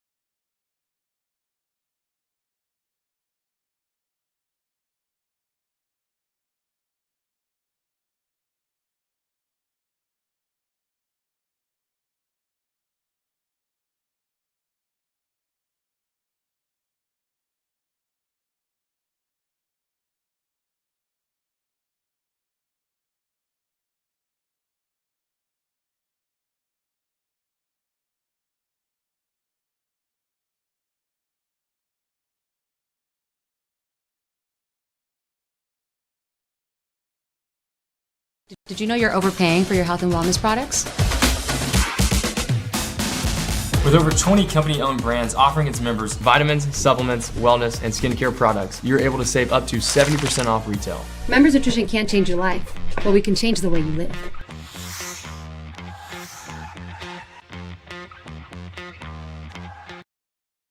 A series of new executive orders, another rally on Wall Street, $5,000 baby bonuses, home sales numbers, and guess how much money scammers have raked in from those unpaid toll text messages? Got all that and more coming up at 5 on Super Talk 99.7 WTN. $28. That's my guess. $28. Don't go over. Price is right rules. 29, Bob. Dadgummit. I'll say 29 and 1 cent. Good. See, got us. That's how they do it. Blast. I used to hate those people that bet $1 over the last guy. Come up with your own guess. I mean, Come good on. gracious. I mean, whatever gaming. I mean, they gamed the. They got up there, got to hug Bob Barker. They gamed the system, see? Yeah, see? Yeah, because got to spin the big wheel. I used to love, just while we're talking about it, because I'm off the rails today anyway. I used to love that little Mountaineer fella when I was a kid. Oh, yeah. I loved that guy. Loved that guy. A little music going on. And, oh, no! Over the cliff. He went right over the cliff. Blast. Karen wants to talk about paying babies or paying for babies. Hey, Karen. Yes. Your last comment before you went to break is what I want to talk about. I had a temporary job at Metro Action Commission, and where they give utility help. And some of these people, when it came in there with, 8 babies, 6 different last names, no husband in sight. And I think this is just a excuse to have more babies, but there's no father around. It's got to be some kind of stipulation. It's got to be a married couple, I think. Well, I mean, obviously, statistically, time and time again, we see it demonstrated that children that grow up in a two-parent home are much more positioned for success. That's not knocking single parents, households. That's not knocking single fathers and particularly single mothers. But it is, it is stating the obvious. And thank you, Karen, for the call, that children that grow up in two-parent households have a much more likelihood for success. It's just a fact. Now, I don't know if some of this is getting to the ear of Donald Trump through Elon Musk. I mean, Elon Musk seems to be trying to repopulate the world on his own. I mean, how many kids does Elon have? I mean, there's Lil X. I got to say, Lil X. But I don't know how many kids he has now. Like 12 or something. I mean, there's a lot of them. A lot, yeah. So he seems to be trying to do this on his own. Just don't believe that incentivizing with money, especially $5,000, is necessarily going to attract the type of people that will raise good, upstanding members of society. Maybe that's just me. We'll circle back to the topic. A lot of interest in it with Andrew and Marissa and Brad and you on the phones after we speak with Cameron Sexton. No Cameron Smith today. Cameron Smith is out with the influenza. Ooh. You open the window, an influenza. That's what my mama used to say. No, Cameron's got the pneumonia. Got the pneumonia? Ooh, pneumonia. Goodness. I know. So no all the best words today either. No podcast. I apologize. And no Cameron Smith. But we traded for another Cameron. Cameron Sexton, the Speaker of the House, coming up next on Super Talk 99.7 WTN.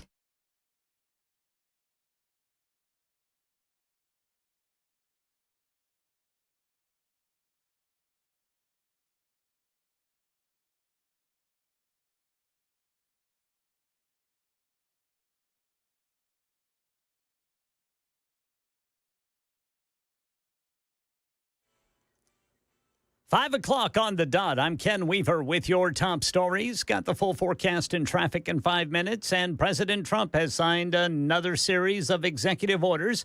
The first 4 focused on the nation's universities, one that requires colleges to disclose large foreign gifts.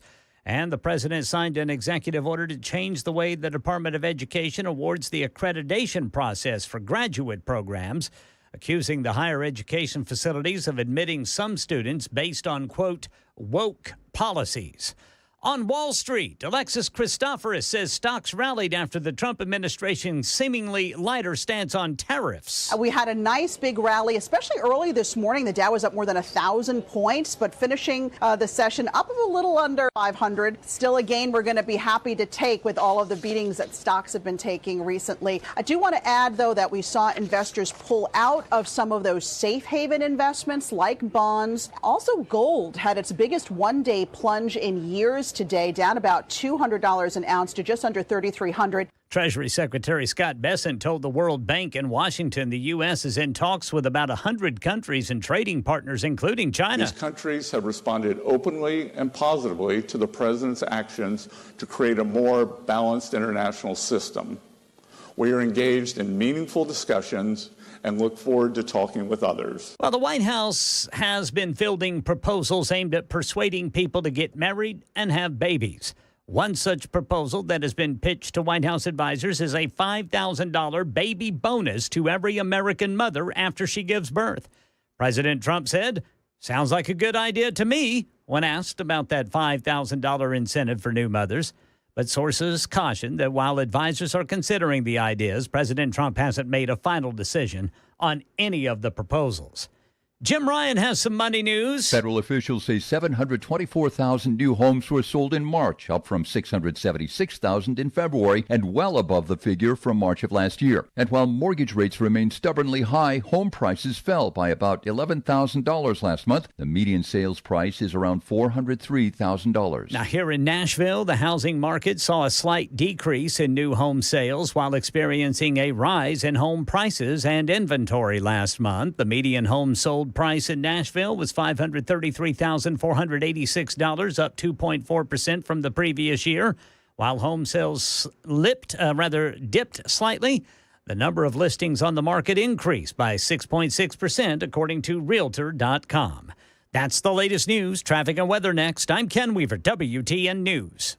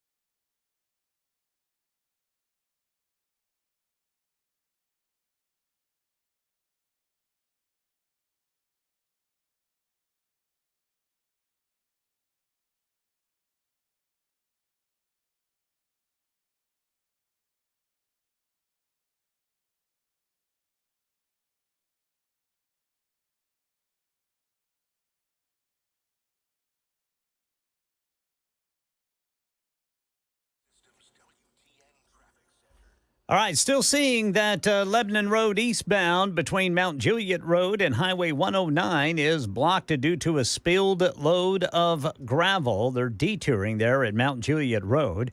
Here in the Gulch, got the left shoulder blocked by a crash, 40 eastbound after Demonbreun Street. Then in Laverne, got a crash that's off on the shoulder. Going to be 24 eastbound near Waldron Road. Traffic every 10 minutes every morning on Super Talk 99.7 WTN.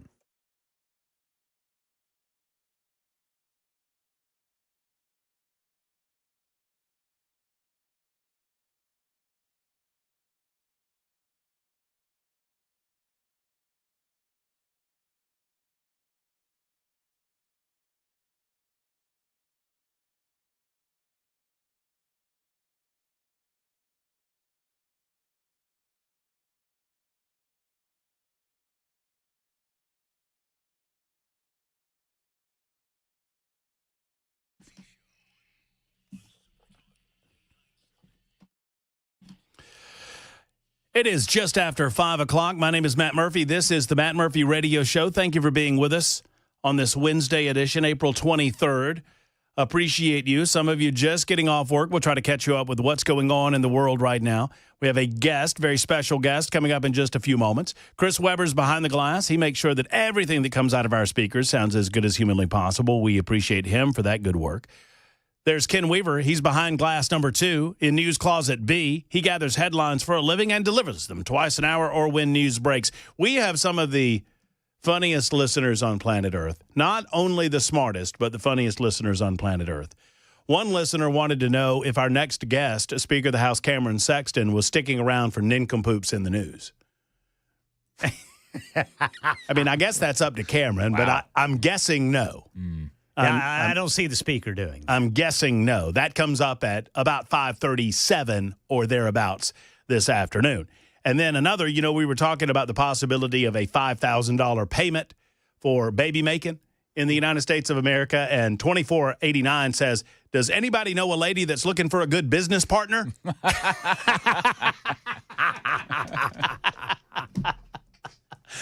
Oh, we are joined, whether he likes it or not, by Speaker of the House Cameron Sexton to talk about the conclusion of the regular session of the General Assembly, the positives, the hits, the misses, and all of those things. And we are pleased to have Cameron Sexton on the show with us. Hello, Cameron. Good afternoon. Welcome in.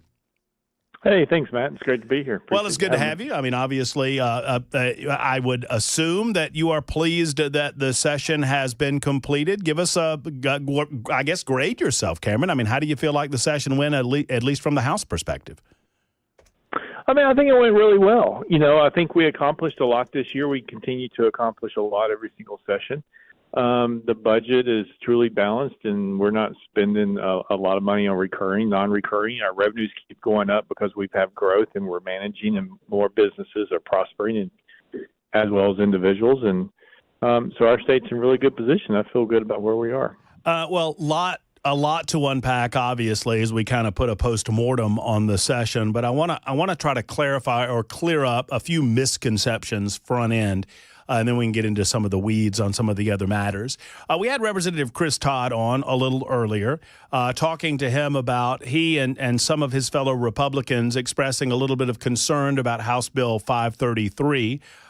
Considering that you were not among those that expressed concerns, I would think that you do not necessarily share those concerns. But there's a feeling that perhaps House Bill 533, which codifies IVF and birth control, might be running against the protection of life as stated in Tennessee law. What can you speak on, or can you speak on that, and what do you have to say about it, Cameron?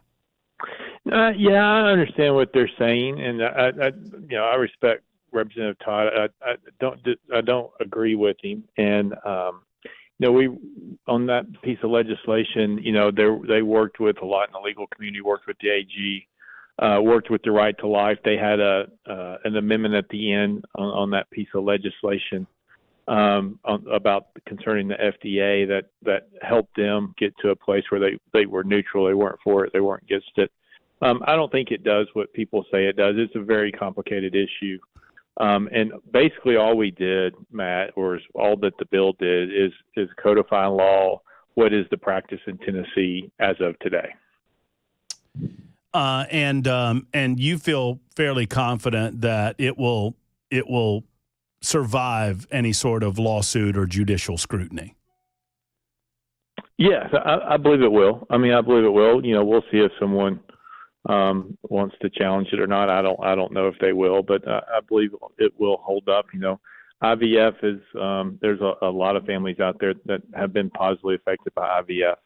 And then obviously on birth control, there's a lot of questions concerning birth control, Plan B and other things. We heard on the House floor from one of our members who's a physician about the difference between birth control and Plan B or contraceptives and Plan B, and how they felt like that this bill protected contraceptives but did not affect anything to do with Plan B. Sure. There was a lot of attention, probably more attention in the local community here in the Metro Nashville area on the primary bill than maybe in certain parts of the state, considering that there was there was a belief that Williamson County was perhaps preparing to maybe move to a caucus-style local elective system as opposed to a primary-style system. It's my understanding that the bill that was passed states that if you're currently in a primary system, you are to stay there.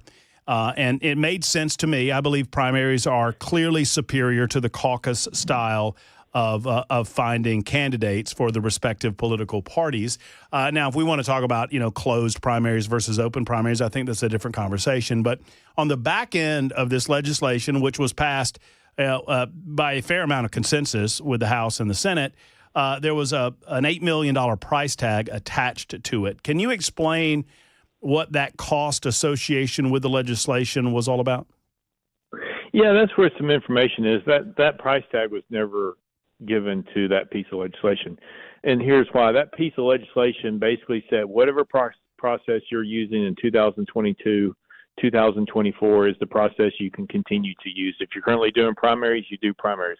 If you're currently doing caucuses, you can do caucuses. If you ever move from caucus to primary, then you have to stay in primary. There's no cost associated with that bill because basically everything's being paid for currently. The locals were paying for those primaries. The caucuses were paying for those primaries. So nothing was going to change. Whoever was paying was going to continue to pay. What we heard from during the debate is in presidential election years, the state covers the local primaries. And so those are paid for. And so what is not paid for is the off-year local primaries. And so what we said is, look, if we're already paying for one, there's no need to have the locals continue to pay for the other. Why only pay half or make them pay half? And so that bill had no cost. What we did is said, you know what, let's fund it for the locals, for those who want to have primaries. They can take the money that they're currently using to fund it, and they can go do something else, whether that's to fund maybe a road project or something else in their community, and we'll just bear that cost. So the two were totally different issues that unfortunately some try to make it one. Okay, so would it be fair to say, and tell me if I'm wrong here, that perhaps the primary bill brought this up to your attention, but these are separate issues, but it was brought to your attention because of the discussion? Yes, because, in that discussion, you're exactly right, because we talked about, I don't think everybody knew that we cover the local primaries in the presidential year. We always thought it was a local cost to do local primaries. Got it. And that's not the case. And so when we found out that we pay for one but not the other, we were like, well, why don't we just go ahead and pay the other? That would free up the locals, which was a concern. Like when you talk to these individuals who do caucus, they talk about, well, we had to pay $50,000 for, 5,000 people to come vote. The caucus is much less, and we have 300 people go vote. It kind of deflates their argument that there are more people wanting to go vote. It's disenfranchising voters. But at the same time, we're like, well, why shouldn't we pay for the second primary if we're paying for the first? I feel like even after 3+ years, Cameron, I'm learning new things about the manner in which Tennessee does its business in the General Assembly on a regular basis. And it was just this year that I learned how the constitutional amendment process worked. Congratulations, I should say, for passing the constitutional process in terms of getting it to the voters to ban property taxes statewide in the state of Tennessee. Help people understand. I mean, that process is interesting because in the first year, it takes a simple majority, and then it has to come back in year 2, and it takes a 2/3 majority. Do I have that right? Yeah. Basically, it's a 2 General Assembly thing. So, each General Assembly is a 2-year process. So in that first 2-year process, you have to pass it one time with a simple majority. Then you come back a year or 2 years later, depending on if you're in a new General Assembly. So right now we're in the 114th. So that constitutional amendment was passed in the 113th with simple majority. We come back in the 114th General Assembly, and it has to be passed with 2/3 majority, and then it gets to the ballot for the voters to make that determination. The idea is if the one General Assembly passes something to move it toward the voters and the voters really, really hate it, they have an opportunity. There's an election cycle in between. Yes, but it also makes it difficult to get things to change. It should be a difficult process to change the Constitution. Yeah, it should not be easy. And so it bears 2 different General Assemblies. So basically it takes a 4-year process to get there. And then even to get it approved on the ballot is a process because you have to have 50% plus one vote of the total number of votes in the governor's race. So real quickly, if you had 1 million votes in the governor's race, you need 500,001 votes in the positive for your amendment. If you only have 600,000 people who vote on the constitutional amendment, you still need 500,001 vote. That's what makes it very difficult to pass on the ballot. Is the consideration of a statewide property tax the only CA that has been passed, or are there more? No, there were 3 this year. So you have the statewide property tax as one. You have Marcy's Law, which protects victims and allows them to have more transparency and communication with the judicial system concerning their case of their loved one of themselves. And then we also had the one that was looking to change and give the judges discretion to deny bail for violent criminals in our state. Right now, judges are hamstrung with regard to the bail? Yes. I mean, so the problem with that is the Constitution says that if you have you can only deny bail if the capital offense. Well, the capital offense definition can change over years, obviously, because the General Assembly can make whatever a capital offense. So, 100 years ago, stealing a horse was a capital offense. That's no longer a capital offense. So today it's child rape under the age of 12, and then it is first-degree murder. Those are the only cases to where you can deny bail for. So the constitutional amendment would expand that to allow judges more discretion for violent crimes. Outside of the education scholarship piece, which happened in the special session, and I'll ask you about that in just a moment, the most extensive debate seemed to center around the possibility of challenging Plyler v. Doe.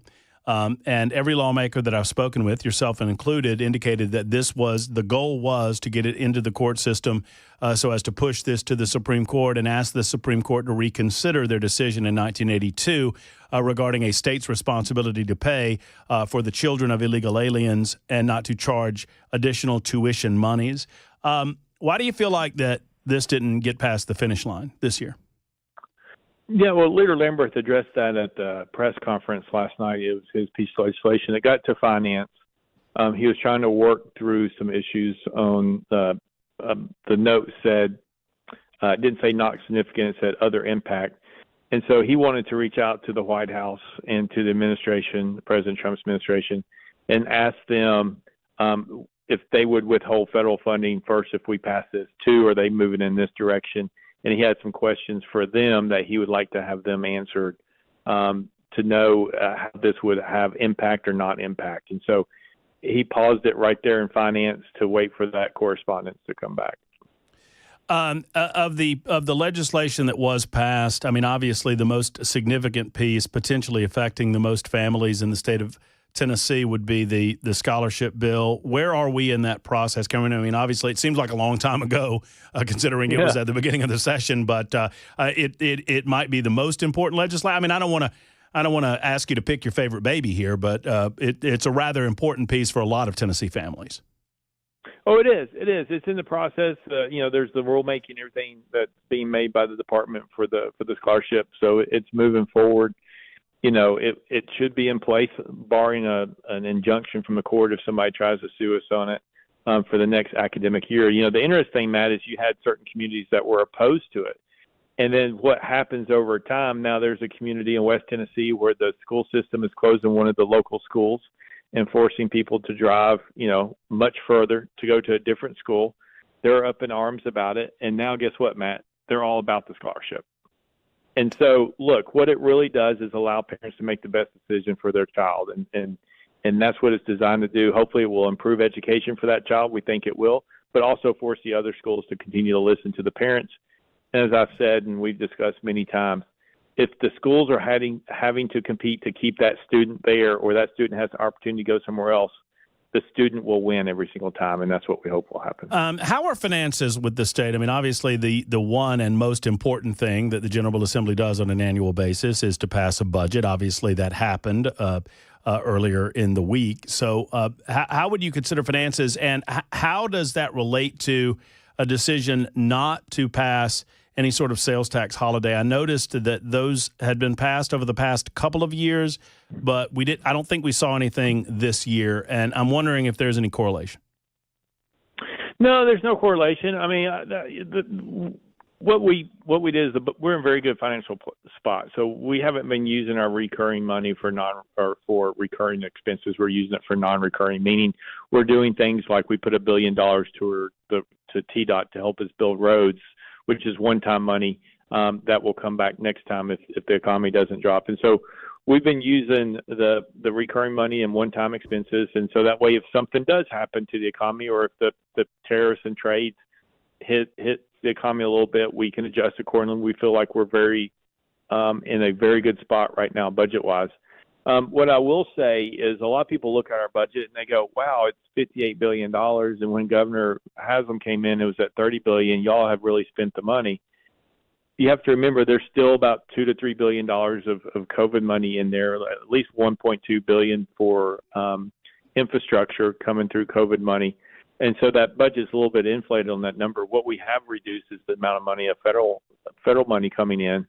But if you just look at the budget from Governor Haslam and you just try to take into account inflation and medical inflation, and if we didn't do anything at all and we just held firm, that budget would be roughly almost $50 billion. And so I think we've done a great job handling inflation, managing growth, not overspending, returning money back to the taxpayers in the tune of $4 to $5 billion in tax cuts, reduce regulations. And what we have is more people moving to Tennessee, which everybody sees, more businesses opening up, more people thriving, and our revenue keeps going up and up. And hopefully we can get that on sales tax. One of the things we're looking at is, there was hemp legislation this year where we're trying to get it under control. Hemp has become marijuana, THC, based on the process. So we're trying to control that, and there is some taxes that were put on that we think will bring in money.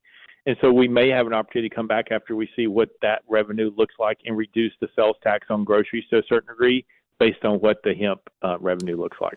One other thing before we have to say goodbye, because there's so much that obviously, we passed legislation that makes hot chicken one of the official foods of the state of Tennessee. I can't believe we haven't gotten to that yet. But you did pass, on a more serious vein, you passed legislation toward the end that would bar local government and public universities from initiating DEI programs. We were talking about DEI earlier in the show today, and kudos for passing this. Obviously, there's a lot of misinformation going on about it. Just explain to the people who weren't aware that you passed it exactly what this does. Yeah, it basically curtails that into those areas that you're talking about. What you've seen is all these Fortune 500 companies that were forced to do it, or the Biden administration forcing these people who get federal grants. And we passed a bill dealing with local grants, with state grants, and having oversight and them not being able to get them if they don't fit with our policy. But yeah, the Biden administration putting these DEI requirements into all these grants that these businesses were getting, or these hospitals in the healthcare community, and they were forcing them to do these things. And so all those things are being pulled back at the federal level, as you can see with the Trump administration, and we're trying to pull those back at the state level as well. Look, we want everybody to have an opportunity to be successful. That's what we're about. We don't want to divide and conquer and do other things. We want everybody to have the opportunity to be successful.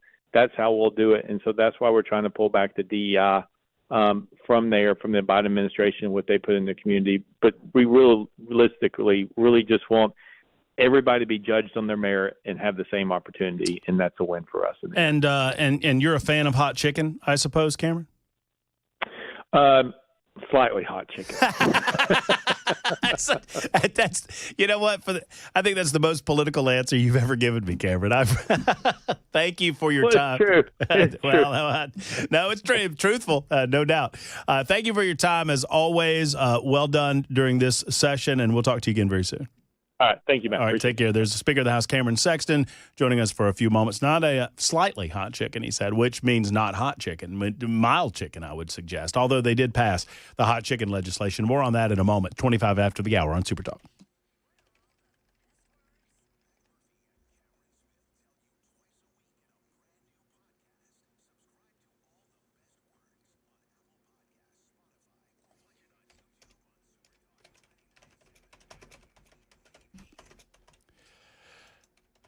You know, the Sleep Apnea and TMJ Solution Center with Dr. Brian McLaughlin, he joined the practice over a year ago, and now in Brentwood and Murfreesboro, he has joined the process that Dr. Pa started so many years ago.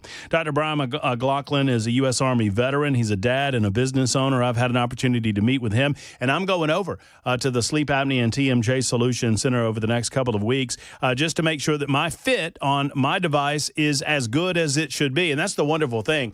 You'll get follow-up appointments on the fit of your device. It's an oral appliance that fits in your mouth. It gently holds your jaw forward. It keeps the airway open so you breathe better. You breathe through the night. You don't stop breathing throughout the night, which is essentially what sleep apnea is, and ultimately you sleep better, you have more energy. If you cannot handle a CPAP machine, friends, this is the solution for you. I want you to go to TennesseeSleep.com. That's TennesseeSleep.com. Don't forget, they're in network with most insurance companies in the state of Tennessee, plus they're a community care provider for the VA. They're helping veterans sleep and live better. TennesseeSleep.com. For more information, tell them Matt Murphy sent you.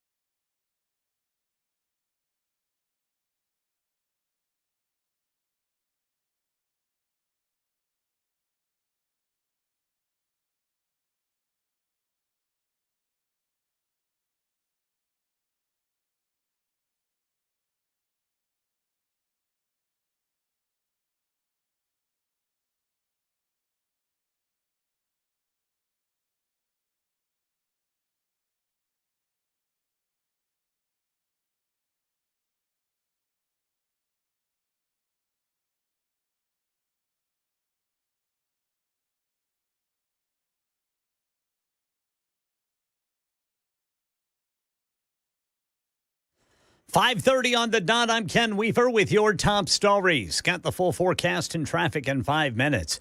Well, a coalition of 12 states is suing the Trump administration over the president's recent tariffs. With the backing of 12 states, Wednesday's lawsuit may prove to be the most serious legal challenge for the president's sweeping trade policy. Arguing that Trump's tariffs exceeded his authority as president, the states allege that the trade policy upended the constitutional order and has brought chaos to the American economy. They're asking a federal court in New York to declare the tariffs unlawful and block them from taking effect. Peter Haralambous, ABC News, New York. Yeah, so you've got New York, Arizona, Colorado, Connecticut, Delaware, Illinois, Maine, Minnesota, Nevada, New Mexico, Oregon, and Vermont as plaintiffs in that lawsuit. Right now in Florida, police in Hillsborough County say they shot a man who refused to drop his weapon when asked. Dressed in full battle fatigues, army fatigues, if you will, attack vest with body armor, a headset of communication on his head, and a fully loaded assault rifle. And the suspect died at the hospital. Police say he had no prior criminal record. The FBI out with a new report showing online scammers took in more than $16 billion last year. The biggest scam victims were by far people 60 years and older who reported more than $4.8 billion lost. And that text that everyone keeps getting, threatening driver's license suspension for unpaid tolls, well, that totaled nearly $130,000 in losses. Lots of people trying to book a flight for the funeral of Pope Francis. At Expedia, a significant spike in travel searches to Rome is being seen. Flight searches to Rome are up 250% compared to last year at the end of April. But Expedia says there are still some last-minute flight deals out there, like $800 from Atlanta, $670 to Rome out of Boston, L.A., and Miami. The price is all down compared to last year. Alex Stone, ABC News. That's the latest news. Traffic and weather next. I'm Ken Weaver, WTN News. Still seeing that Lebanon Road eastbound between Mount Juliet Road and Highway 109 is blocked due to a spilled load of gravel. They are diverting traffic at Mount Juliet Road. An accident blocking the right two lanes now, 65 northbound at Trinity Lane. And in Laverne, looks like they're still cleaning up an accident. It's off on the right shoulder, 24 eastbound near Waldron Road. Traffic every 10 minutes, every morning on Super Talk 99.7 WTN.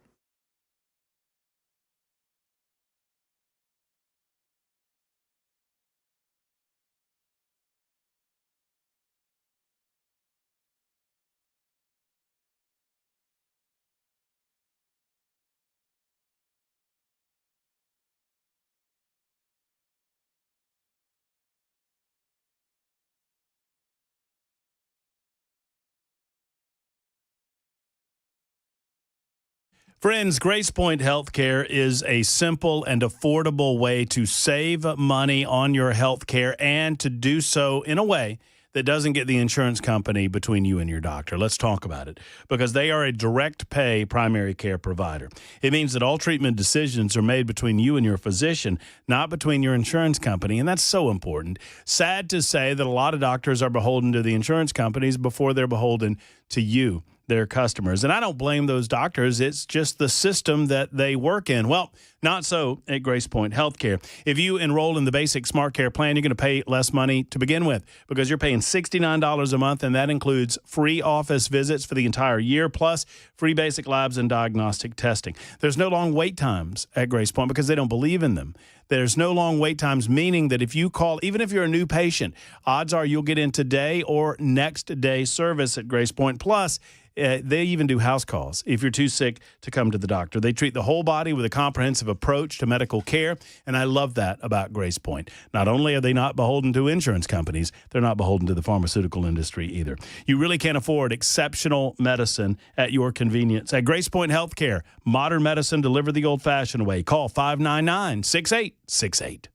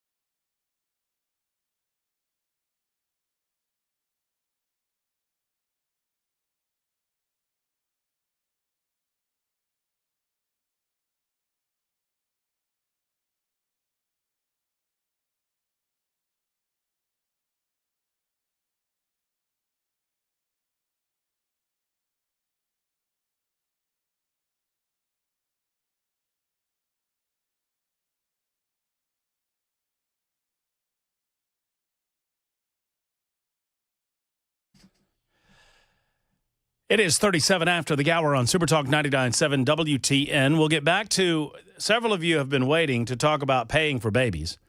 We'll get back to your telephone calls momentarily on Super Talk. Thank you for being with us. 37 minutes after the hour. Thanks to Speaker of the House Cameron Sexton for offering us his thoughts on the General Assembly session that has just concluded. I've got a laundry list of things that were accomplished and things that were not accomplished. Some good things accomplished, some not so good things accomplished. We will talk further in the 6 o'clock hour about the hemp legislation with Senator Richard Briggs, who was a part of the passage of that hemp legislation, get his thoughts on exactly what it will and will not do for Tennesseans. Once again, no Cameron Smith today. I think I know what my word's going to be. I mean, maybe should I give him the benefit of using the word pneumonia? Oh. You know what I'm saying? For all the best words? Yeah. Maybe so. Cameron's got the walking pneumonia. I don't. What is walking pneumonia? Does anybody know? I never knew. I have no idea. Yeah, I've heard. That's what the old folks used to say. That's what the old. Yeah, that's why I got the. I always felt like it was. Well, I've got pneumonia, but I'm not going to let it get me down. I'm toughing through. Well, from what I understand, it's like you've got it, but you don't know it until all of a sudden you know it. It wails on you, hits on you. Yes, sir. You know, now that I'm talking about it, guys. I don't know that I know what pneumonia is. Oh, I thought you were going to say I feel a little peaked. That's where it's in your lungs. It's in your lungs? Yeah. Yes. Like a lung infection? Yeah, it's fluid buildup. Fluid buildup in the lung. And it can be very painful. Oh, man. Well, good luck and best of luck, Cameron. We love you. Even Ray, who calls you Cameron Romney all the time.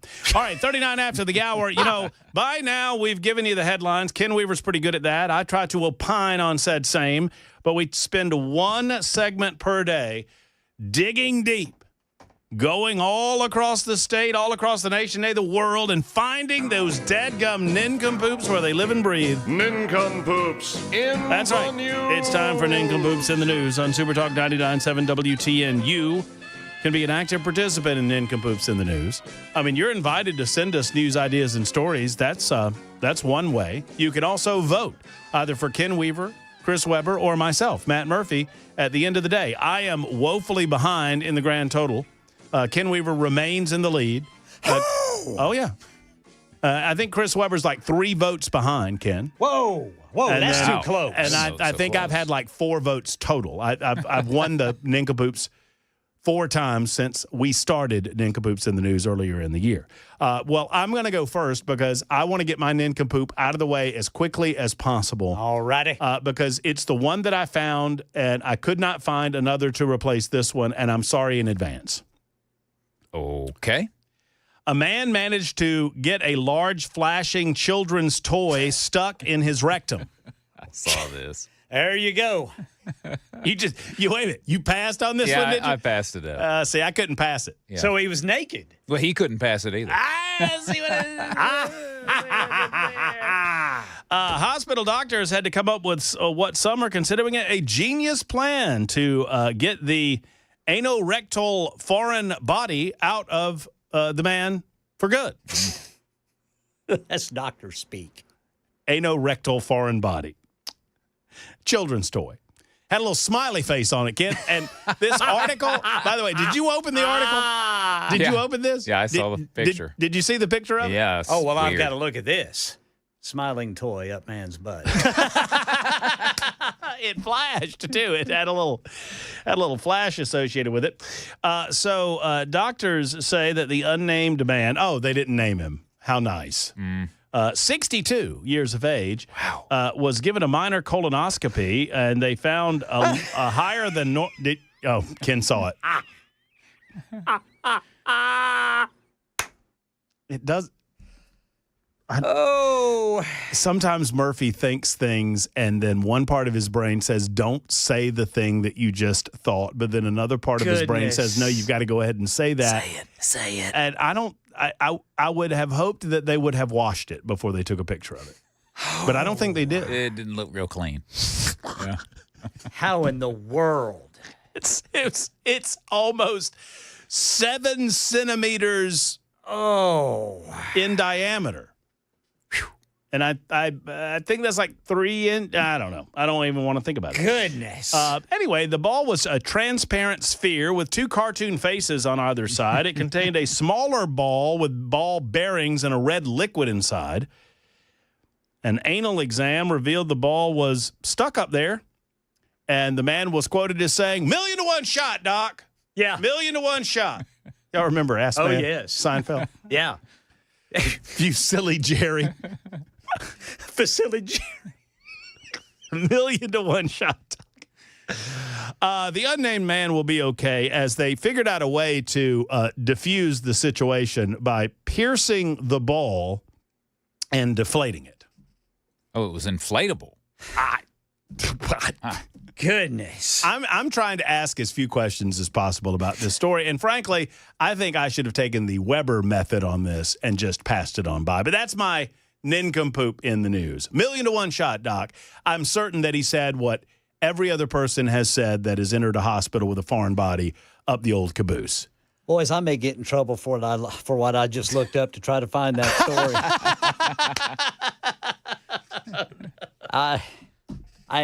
Does it have anus in the title? Well, there's an image, and let's just put it this way.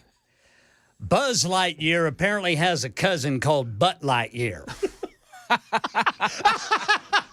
Oh, my. Goodness gracious. They're going to come get me for looking this up. I know it. If you buy Butt Lightyear, does it come with a Woody? Hey! You got to supply your own. It's a little Toy Story humor. Oh. Ken, we'll save the tape. That way that you have proof that it was innocent. When you get called to the corner office downstairs, we've got your back, Ken. Who's this fella, Kenneth Weaver? Mm-hmm. What's he been looking up? Don't worry, Ken. We've got your backside. I'm going to shut up now and allow somebody else to do their nincompoop story. Have at it, Brother Chris. All right. The parents of a 4-year-old boy who found a gun at their home and accidentally shot himself have been arrested. Imagine that.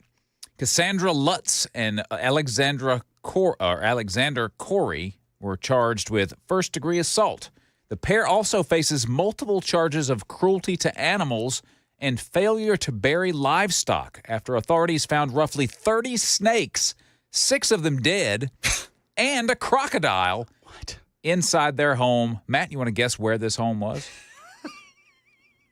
Florida. Auntie Anna. Auntie Anna! Alabama. Bunch of idiots in Auntie Anna. Yep. Additionally, they are charged with chemical endangerment of 2 children in connection with the discovery of marijuana and pipes with residue. The investigation began when, is it Blount County? It is Blount County. Blount County Sheriff's deputies were dispatched Friday. This was a couple weeks ago to UAB St. Vincent's, where they learned the child was critically injured with gunshot wounds to the right knee and right arm. A search of the home also turned up drugs and multiple unsecured guns inside the home, as well as the animals. The cruelty to animal charges alleged the snakes were subjected to cruel treatment by being kept in unsanitary conditions, causing 6 of them to die. Some of the snakes were being held in containers with dead and decomposing snakes. Oh, goodness. Yeah. Make me feel bad for the snakes. Blount County DA and the Department of Human Resources were called to the scene and removed other children from the home. Wow. And Fish and Game officers responded because of the crocodile and the snakes. You think? Yeah. Man. Y'all know, it is a known fact that all the trees in Blount County lean toward the city of Auntie Anna. Do you know why? Why is that? Because Auntie Anna sucks. That's why. What a bunch of maroons. Doesn't sound like a very fun place to go. Ken Weaver, before you get called to HR, your nincompoop story, sir. All right, boys. I had to go back to 2013 for this one, so I apologize. Wow. This happened in the town of Kent, Ohio. Man arrested after slapping women's butts in a bar. Kent police cited and released a man for investigation of assault after he allegedly walked around a bar all night slapping the butts of women, yelling and spitting at them. Oh, no. Everything was fine until after midnight, when police say the butt slapping started around 1:12 a.m. at Bourbon Jack's. A witness told police the man had slapped the butts of numerous women, including his friend's butt. He also spit in his friend's hair and face, and when officers arrived, they found the man walking outside near the nightclub's parking lot, belligerent, drunk, and argumentative. Imagine that. Huh. He had a cut finger from reportedly punching and breaking the plastic dome on a taxi parked outside the bar. Police had to secure his feet so he wouldn't kick them, possibly in their butts. A friend of the man said he tried to get the man to go back to their hotel, but the man resisted and said, "Kiss my butt."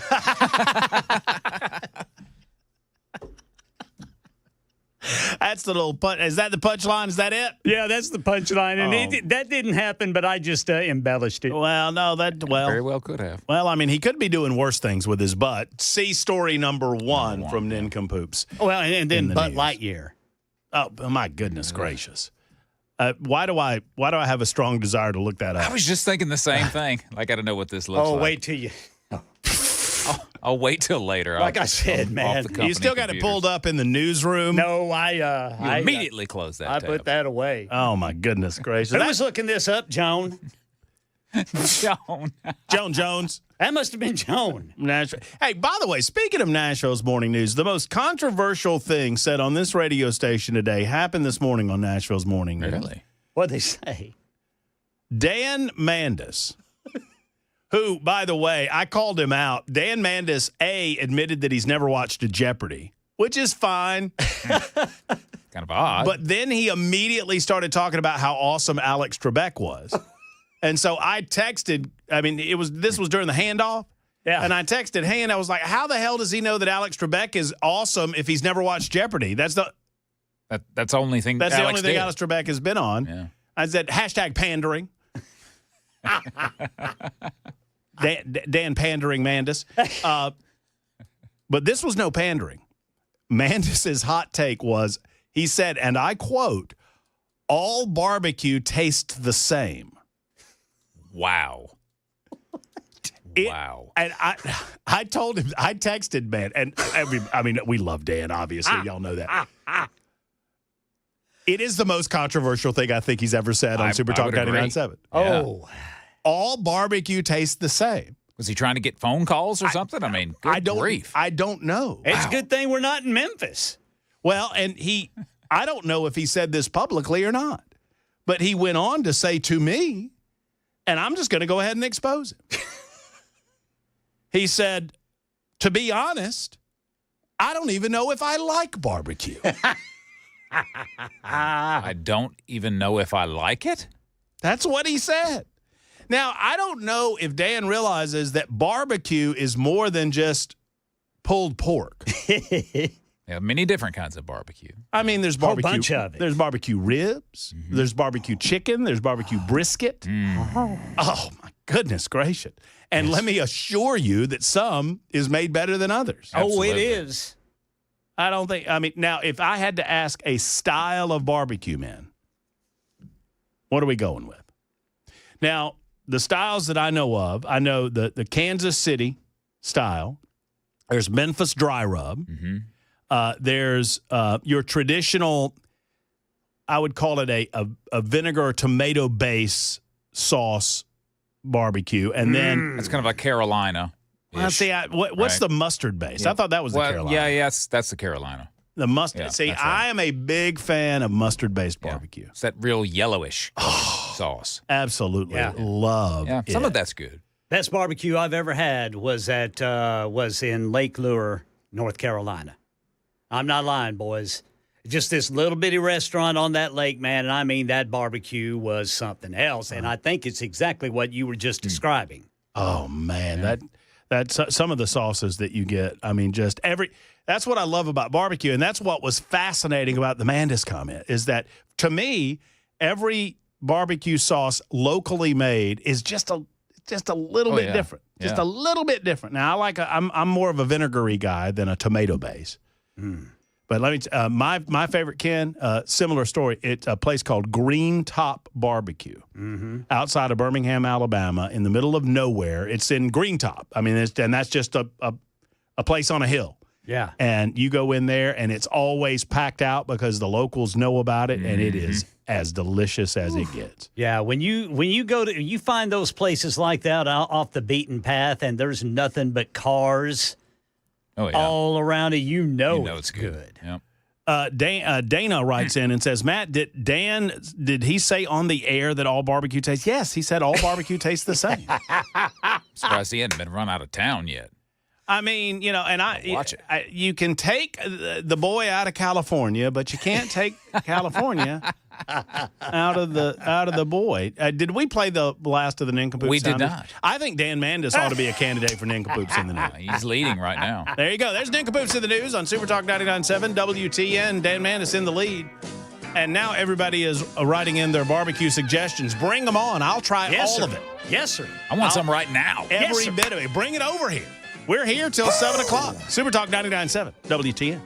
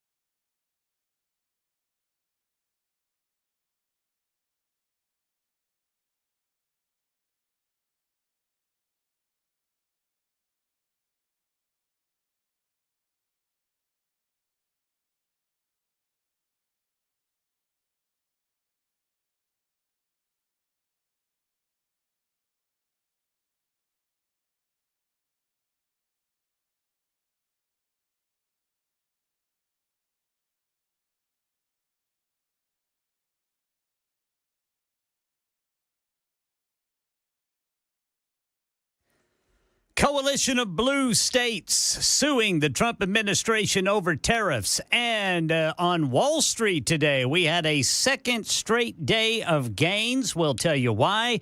And one of the longest-serving members of Congress is calling it quits. These stories, I should say, and more coming up at 6 on Super Talk 99.7 WTN. Also, just after 6 o'clock, we will speak with Senator Richard Briggs regarding legislation that will tax hemp-based products in the state of Tennessee and also disallow certain products from manufacture or sale in the state, and how that will impact certain industry that involves itself in the hemp making business. We will talk to the senator about that coming up just after the 6 o'clock hour news on Super Talk 99.7 WTN. I just noted Jonathan Turley, a fabulous legal scholar who's seen often on Fox News, just noted that he listened to an NPR report. Be careful where you get your news from. Get your news from Ken Weaver and Super Talk 99.7 WTN. NPR just offered a report today, this afternoon, on Kilmar Abrego Garcia's case. And the reporter stated in their report that Garcia lived in Maryland quietly for years with his family until he was suddenly and unjustly deported. That's from NPR. That's from NPR. Taxpayer funded radio. That's right. NPR. Uh-huh. That's exactly what was going on. No mention of the 2022 stop in Tennessee with all of those illegal aliens in the vehicle with him. No mention of that on NPR. Imagine that. Be careful where you get your news from, folks. Some of it is rigged, as DJT would say. Here comes the real news on Super Talk 99.7 WTN.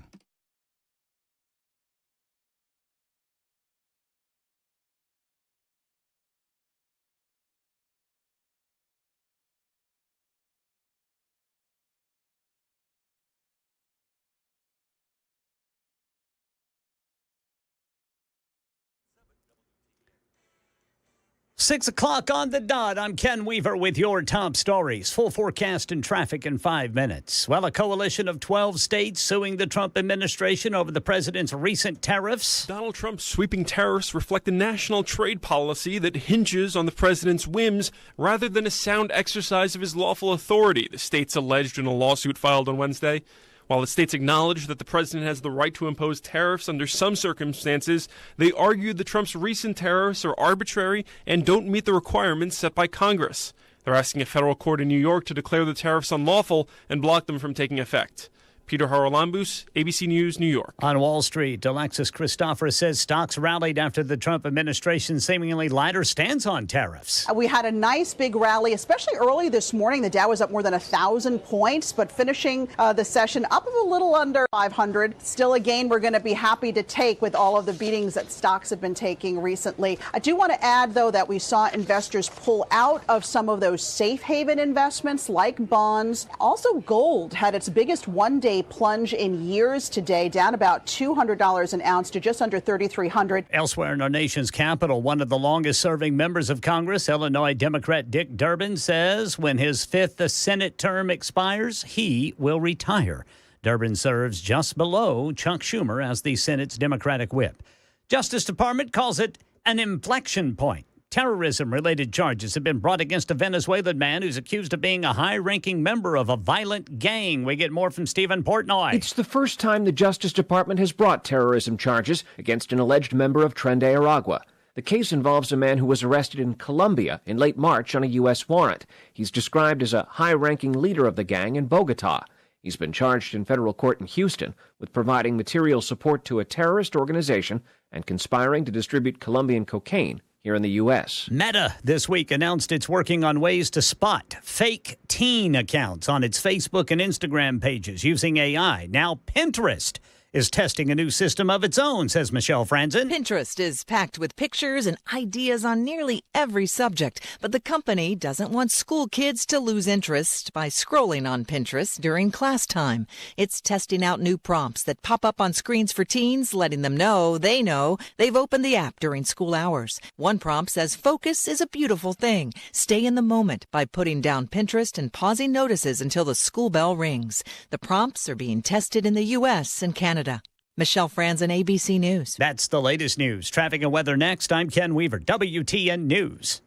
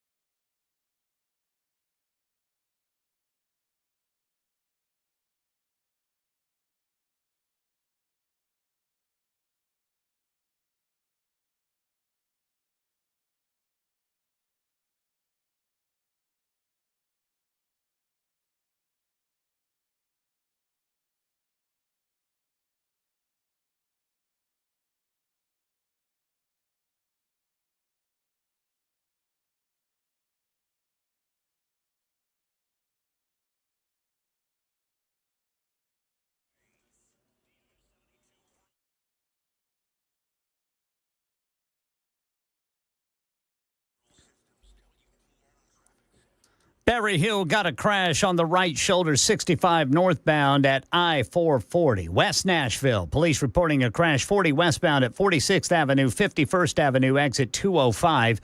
And then in Murfreesboro, got a crash reported 24 eastbound between 840 and Medical Center Parkway. Traffic every 10 minutes every morning on Super Talk 99.7 WTN.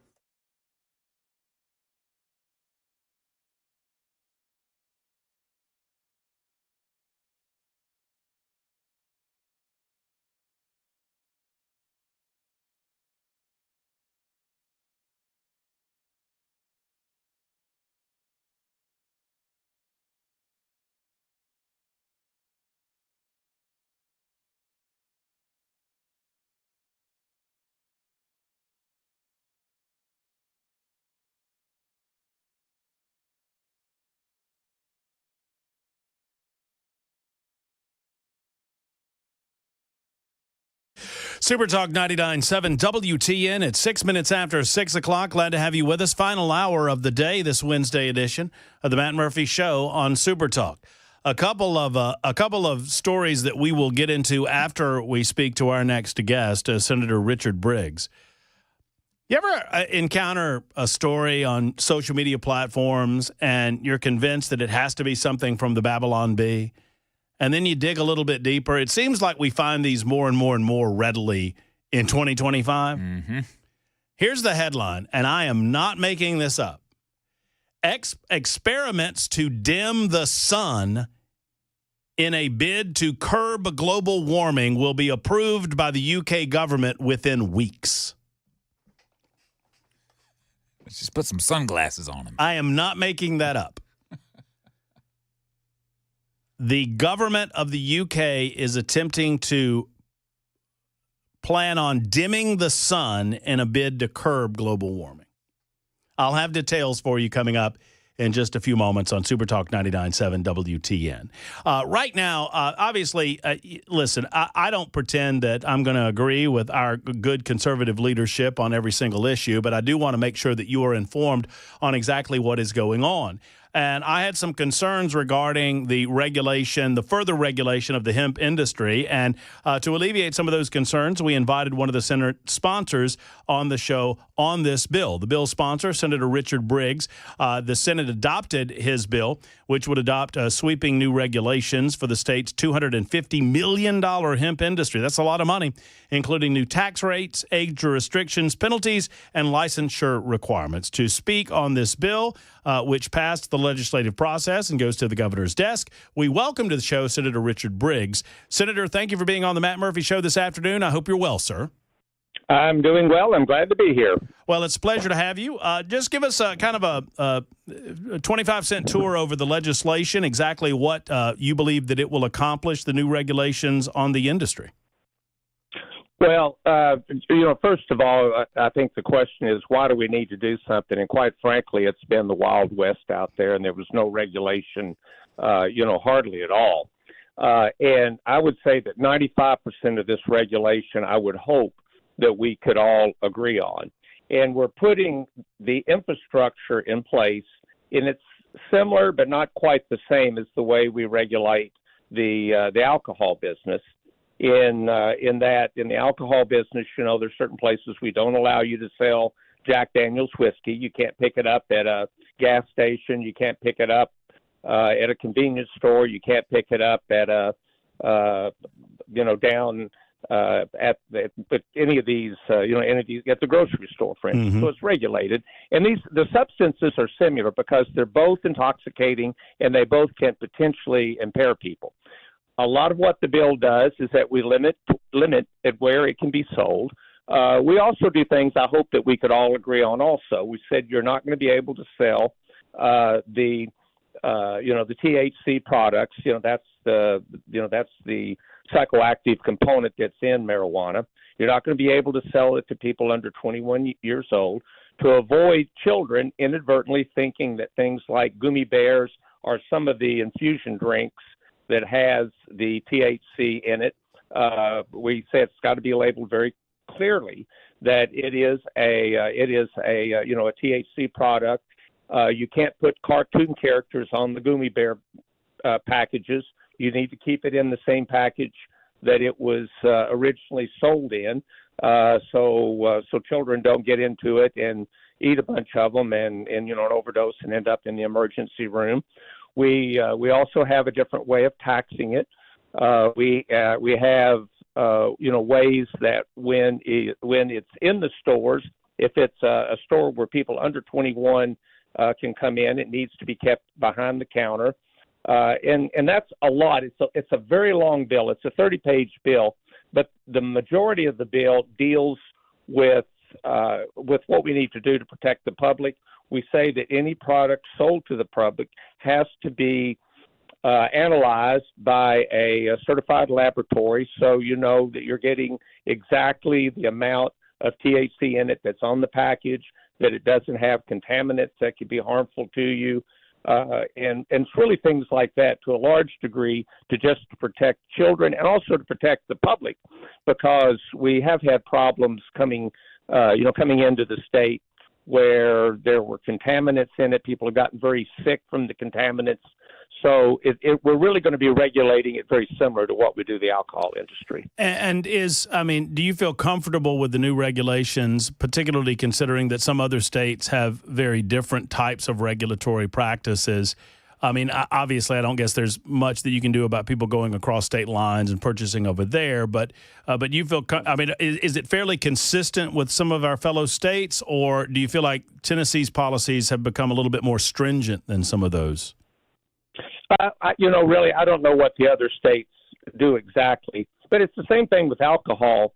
We have what's called a 3-tier system in Tennessee. In some states, you can go to the gas station and buy whiskey, right?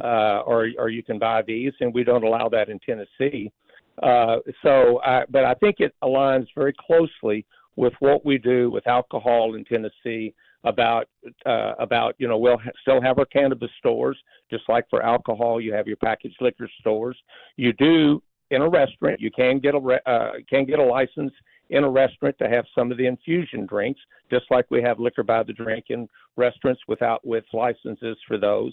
We have a way of taxing alcohol in Tennessee where we call it a 3-tier system, where you have a producer, you have a wholesaler that's really the tax collector, and the distributor, and then you have the retail dealer. So we're handling this very similar to the way that we do alcohol. Can you help me understand the difference between THCA? The bill, it's my understanding, bans THCA beyond 0.1%. Is that right? Well, it does, and what it really does is that you're taking the amount, and we're following. And now we can set Tennessee law anywhere we want to. We can have no limits on, and THCA, just so everyone knows, THCA is sort of what's used in Tennessee as a code word for marijuana. And if you have the THCA plus the Delta 9, which is the active marijuana, as long as that's less than or equal to 0.3, it's considered to be hemp or a hemp product. If it's greater than 0.3, it's marijuana. Mm-hmm. And that's not something that Tennessee set up. That was originally under the United States Code that Congress passed for the Controlled Substance Act. So and now we did define that in the bill, because there's some states that have legalized recreational marijuana, and we don't have recreational. Well, we do have recreational marijuana in Tennessee right now, but we're going to be regulating that. But THCA is, if you take THCA and it's in the flower of the plant and you smoke it, it's turned into marijuana. If you vape it, it's marijuana. If you crumble it up and put it in a gummy bear, cook it, put it in a cookie, put it in a brownie, it's marijuana. So THCA, for all effective purposes, is marijuana. Well, right. And so this bill would ban all THCA products beyond 0.1%. Do I have that right, or does it ban them? It's actually 0.3. All right. So and it limits. It's still a very low level.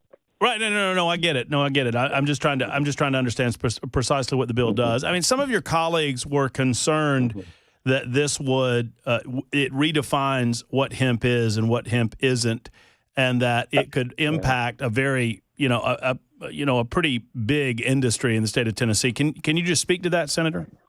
That's actually not true. Is that what we're using is, again, we're using the federal. What we did, we sent a letter off to the U.S. Department of Justice, and we really wanted to know how the federal government defined it. Now, Tennessee can define it any way they want, but the federal government defines hemp is if your THCA level plus your Delta 9 THC is less than or equal to 3, it's hemp. If that level is above 0.3, it's marijuana. And we use that definition in the bill just so we were clear in Tennessee what was marijuana and what is hemp. So under this bill, what is defined previously from the Tennessee law back in it was the Federal Farm Act in 2018 that made hemp legal. And that's how they defined it, how the federal government defines it. And then in 2019, we passed a Tennessee law that would allow us to have hemp farmers and to sell hemp products such as CBD. And we use we're using the federal definition. So when your colleagues suggest, and there have been some that are in the industry that have suggested, and I've read a couple of articles about this, that this would redefine and that it was not consistent. You believe that the bill is consistent with federal regulation? I can forward a letter to anyone that wants to write my office. I'm looking at the letter right here. The letter goes ahead and says the Controlled Substance Act defines THCA as a Schedule 1 drug. The Schedule 1 drug is like heroin, methamphetamines, and some of those. But it goes on to say that the Controlled Substance Act excludes hemp from that definition.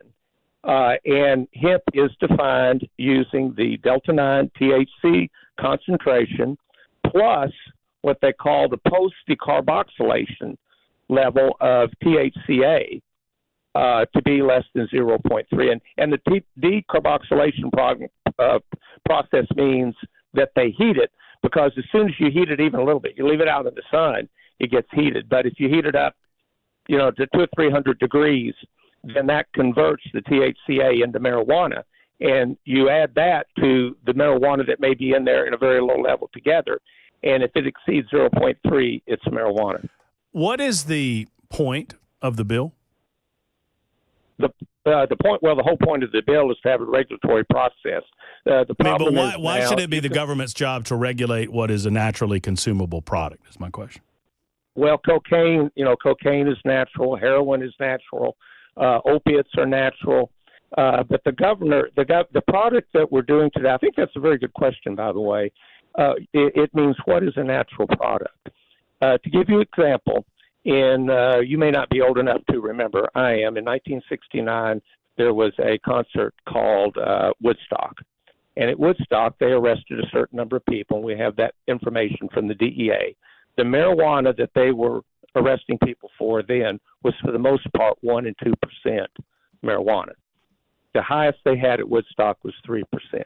Even as late as 1995, 95 to 2000, the DEA intercepted, this is stuff coming in from Mexico, the illegally grown marijuana in Kentucky, Tennessee, California. And Kentucky, by the way, was one of the top marijuana producers. They tested it, even as recent as the year 2000, in over 35,000 samples that the DEA tested for prosecution. The average THC level was 4%. We walked within 20 minutes of the Capitol last week, and we bought marijuana at a cannabis store in Nashville that the roll was 37%. I also bought gummy bears. Came in a little package with 5 gummy bears that had 1,000 milligrams of marijuana in it, of THC in it. Right, multiple servings, right? Well, it was 5 servings, 200 milligrams. Right. And in the state, have you, Senator? Have you ever smoked marijuana or consumed marijuana? No, I had 38 years in the Army, Okay. And I've been tested twice a year since I was 18. No. I'm not accusing you of anything. No, I'm just asking. no. I'm just asking Yeah, the question. the answer is no. Okay. The answer is no. Do you believe in the medical efficacy of, that use of marijuana, the like CBD oils and that sort of thing? I'm just curious. I don't know. I think there could be some beneficial amounts. You get back to your question you asked me about a natural product. The product that's being grown today is not natural. The 40% THC that you can buy, the 1,000 milligrams that you can buy in 5 gummy bears, is not natural.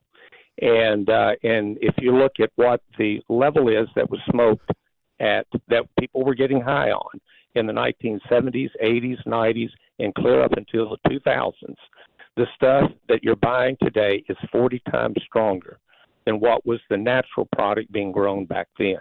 And the problem is, I got a letter in this morning from a father whose son had bought a smoke, and he ended up having a psychiatric crisis, spent 6 days in the hospital at Vanderbilt. And he said they're seeing 3 to 5 cases a week where they're admitting people to the hospital having psychotic episodes. And to be honest, I don't think it's the natural marijuana that's 3 or 4%. The problem is the stuff that. Well, why aren't we just banning it all then? Why aren't we just banning it? Why aren't we banning it all then? The marijuana is not legal in Tennessee. But why aren't we eliminating all of these? Why are we eliminating all of these hemp-based products? Then could be. Because they can be abused too, right? No, well, we're not banning. We still have CBD. CBD is not banned in Tennessee. We have Delta 8. Now that's a good question you ask, because there's already with Delta 8, we have 17 states that have banned Delta 8 completely. Now we do not ban Delta 8 in Tennessee, but we and there's 7 other states. And we're not. It's my understanding we're not banning Delta 9 either, right? No, Delta 9 is marijuana. Oh, I see.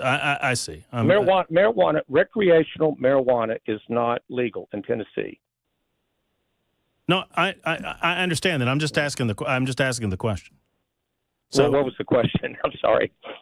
So, do you believe that this puts the state in a place where I guess it's your goal to prevent grown people from the freedom of consuming these types of things of their own volition in the state? You just want to eliminate the ability to do that. You don't want to go – because there's some people that are suggesting that maybe, freedom-minded people and small government-minded people allow grown people to consume what they would want to consume with regard to marijuana. Here's where we have a fundamental difference. There's a couple of issues here. The fundamental difference is if you say we need no regulation, we need that, then you're saying it's okay for kids, 8-year-old, 10-year-old, 12-year-old to go in there and buy a product that's 40 times stronger. Oh, you're saying, excuse me, sir. You're saying that. I'm not saying that. Don't say that I'm saying that. I'm not saying that. Why would you say that I'm saying that? Because you said, why are we regulating it? No. Obviously, nobody's talking about age restriction. Very similar to alcohol. We allow, I said adults, sir. Mm-hmm. I said adults. I said grown people. I didn't say children. Don't put words in my mouth. Well, you said, why do we regulate? I said grown people. I said, why wouldn't you allow grown people in a freedom-minded, small government-minded state to allow them to consume those products that they deem acceptable for themselves? Not children. Why would you suggest that? Why would you suggest that I want 8-year-olds to take marijuana, sir? This is probably a fundamental difference. Well, that's fine. I just don't like people putting words in my mouth, Senator. I'm sure you don't like that either. Okay. What it is that we know on Delta 8, and we had this problem in Tennessee, and I'm going to use Delta 8 because I had the Delta 8 bill the year before last. We know that the Delta 8 that was being brought into the state was contaminated with pesticides, herbicides. We know that you have to make Delta 8, you have to use an organic solvent. We knew that I had received a letter from the FDA that there were over 2,000 people that had been admitted to the hospitals because of contaminated Delta 8. We regulated Delta 8 just like we're trying to regulate this, so that adults that are buying the product in Tennessee can be assured that the product that they buy, if it says it's got 15 milligrams of whatever is in it, 15 milligrams of Delta 8, 10 milligrams of Delta 8, it has that in it, and it doesn't have pesticides, it doesn't have organic solvents, toluene is what they use to create it. Now, we do put restrictions on what people can have. You might ask the same question, why do we regulate heroin? Why are we regulating fentanyl? Let adults choose to smoke. Maybe we should regulate alcohol a little more stringently. No, we do. A little more stringently, sir. The bottom half of that sentence was a little more stringently than we already do. Yeah. Well, we regulate it pretty strongly right now. If you go to a bar and someone serves you and you're intoxicated and you go out and kill someone, that person that served you will be prosecuted. You cannot. If you go into a liquor store and you're drunk and they sell it to you and you cause harm to the public, that person's going to be prosecuted. We do regulate it, and we don't allow people under a certain age to buy it. We control very much where it comes from. We make sure that if it says that it's 20% alcohol or if it's 20% beer, we're sure that it's that way. You cannot go to the grocery store and buy. You might say, well, adults should be able to buy Jack Daniels and whiskey at the grocery store. They should be able to buy it at the gas station, but we don't allow that because we regulate it. It doesn't seem to work in terms of DUIs and the amount of people that continue to drink and drive. None of these regulations are seeming to work. Well, I can tell you this is that Tennessee has the lowest binge drinking rate in the country. Really? And it's been that way for years. You've been over to Knoxville lately? I live in Knoxville. Oh, I mean, right. You been to the campus lately? I mean, I'm missing the point about the United States, I guess. But I can just tell you. Listen, Senator. I know statistics I know facts are annoying, but those are the facts. Yeah. Well, I mean, big government conservatives are annoying too. Senator, thank you for your time. I certainly appreciate your perspective on this. I think you've been clear on it. We can disagree without being disagreeable. I hope that you've enjoyed the conversation. I certainly have. I just, as a conservative myself, I don't think that free use of any drug that comes along should be a conservative position. I've dealt too much with the heroin overdoses, the fentanyl overdoses, the cocaine problems, and now this is a problem also that people are ending up in the hospital that are taking these very, very strong products, and sometimes we have to help people that have these addictions to prevent them from harming themselves, and this is intoxicating, impairing, to keep them from harming themselves or others. I understand the concept of nanny government, sir. Thank you very much for the conversation today. I do appreciate you. There's Senator Richard Briggs on the show. Thank you for being with us on Super Talk 99.7 WTN.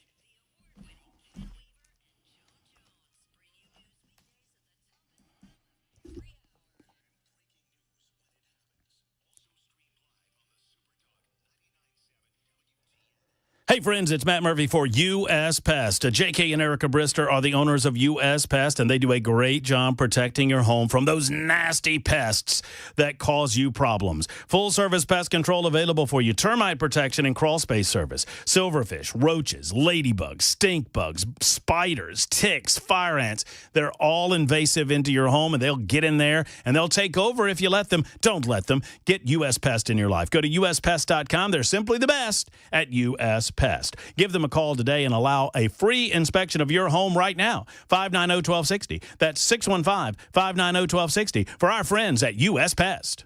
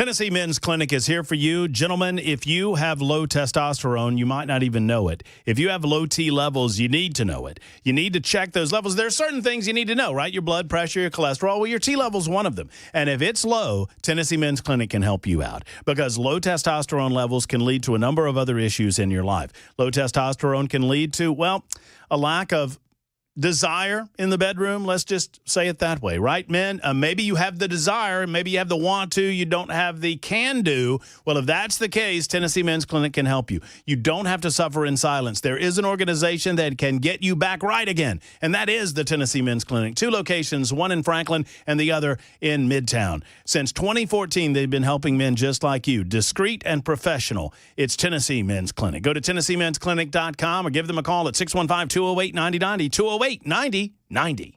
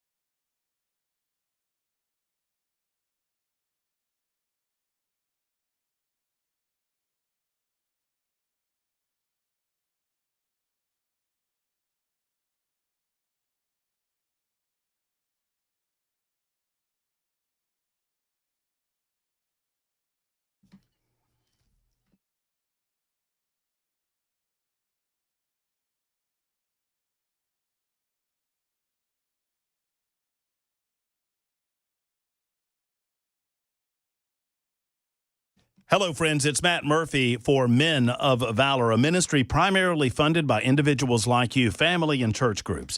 Your support allows Men of Valor to win over men within the prison system and bring them to the teachings of Jesus Christ, disciple them so they can re-enter society as men of integrity, truly as Men of Valor. In 2024 alone, Men of Valor ministered to well over 3,000 men. And graduates of Men of Valor, the recidivism rate goes down in cases over 70% in many states to less than 15% for graduates of Men of Valor in the state of Tennessee. How do they lower recidivism in this way? Well, they do so by ministering to these men, by producing givers to society and not takers. And they save the Tennessee taxpayers thousands, no, millions of dollars annually. For every 7 men that stay out of prison for longer than 5 years, that's $1 million. It costs about $40,000 a year to hire a man house a man in prison. So let's go to movministry.com to find out how you can be a partner with Men of Valor, either through your donation or volunteerism. movministry.com.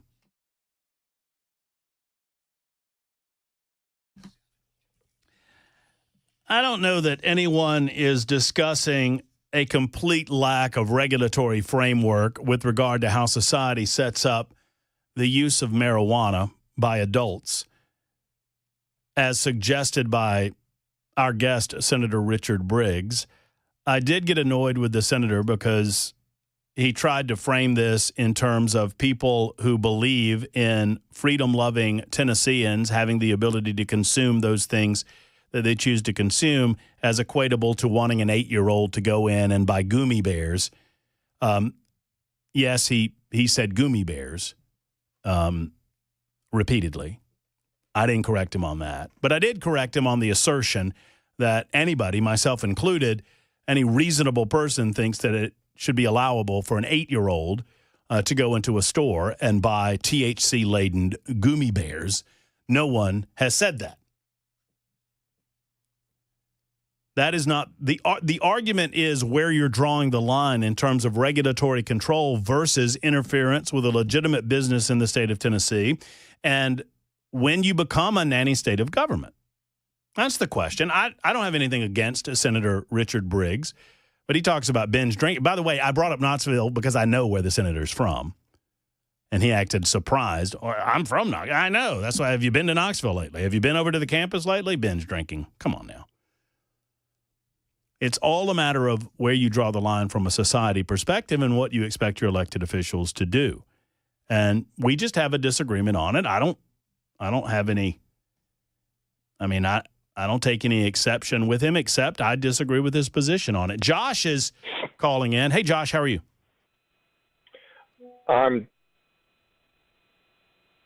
Hello, Josh. I'm doing well, thank you. Oh, hi there. Hey. Hi. I'm doing well, thank you. How are you? I'm doing great. What's on your mind?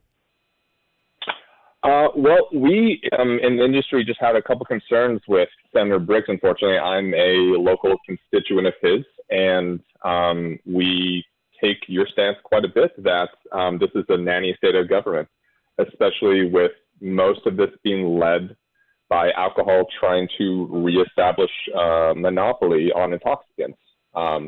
We're not discussing more regulations for the 488 deaths per day of alcohol in the United States.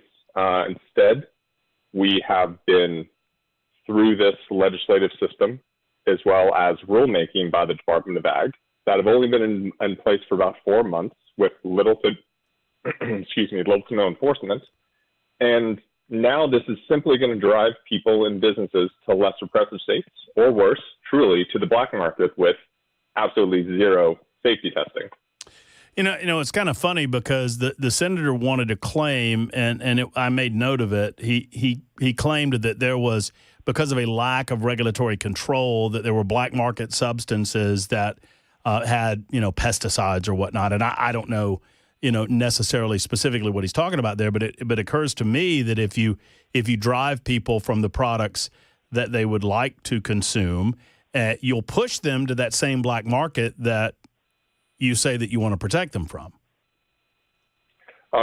That's absolutely accurate. And unfortunately, I hate to completely disregard what the fine senator said, but there are regulatory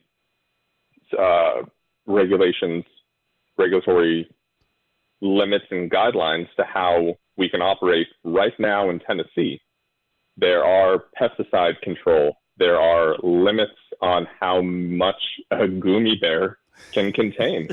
Unfortunately, the fine legislators have not set up the department with an appropriate amount of enforcement agents or really just oversight. No agents have been checking that people are complying, and people are not complying. The bad players are truly dragging the good players through the mud.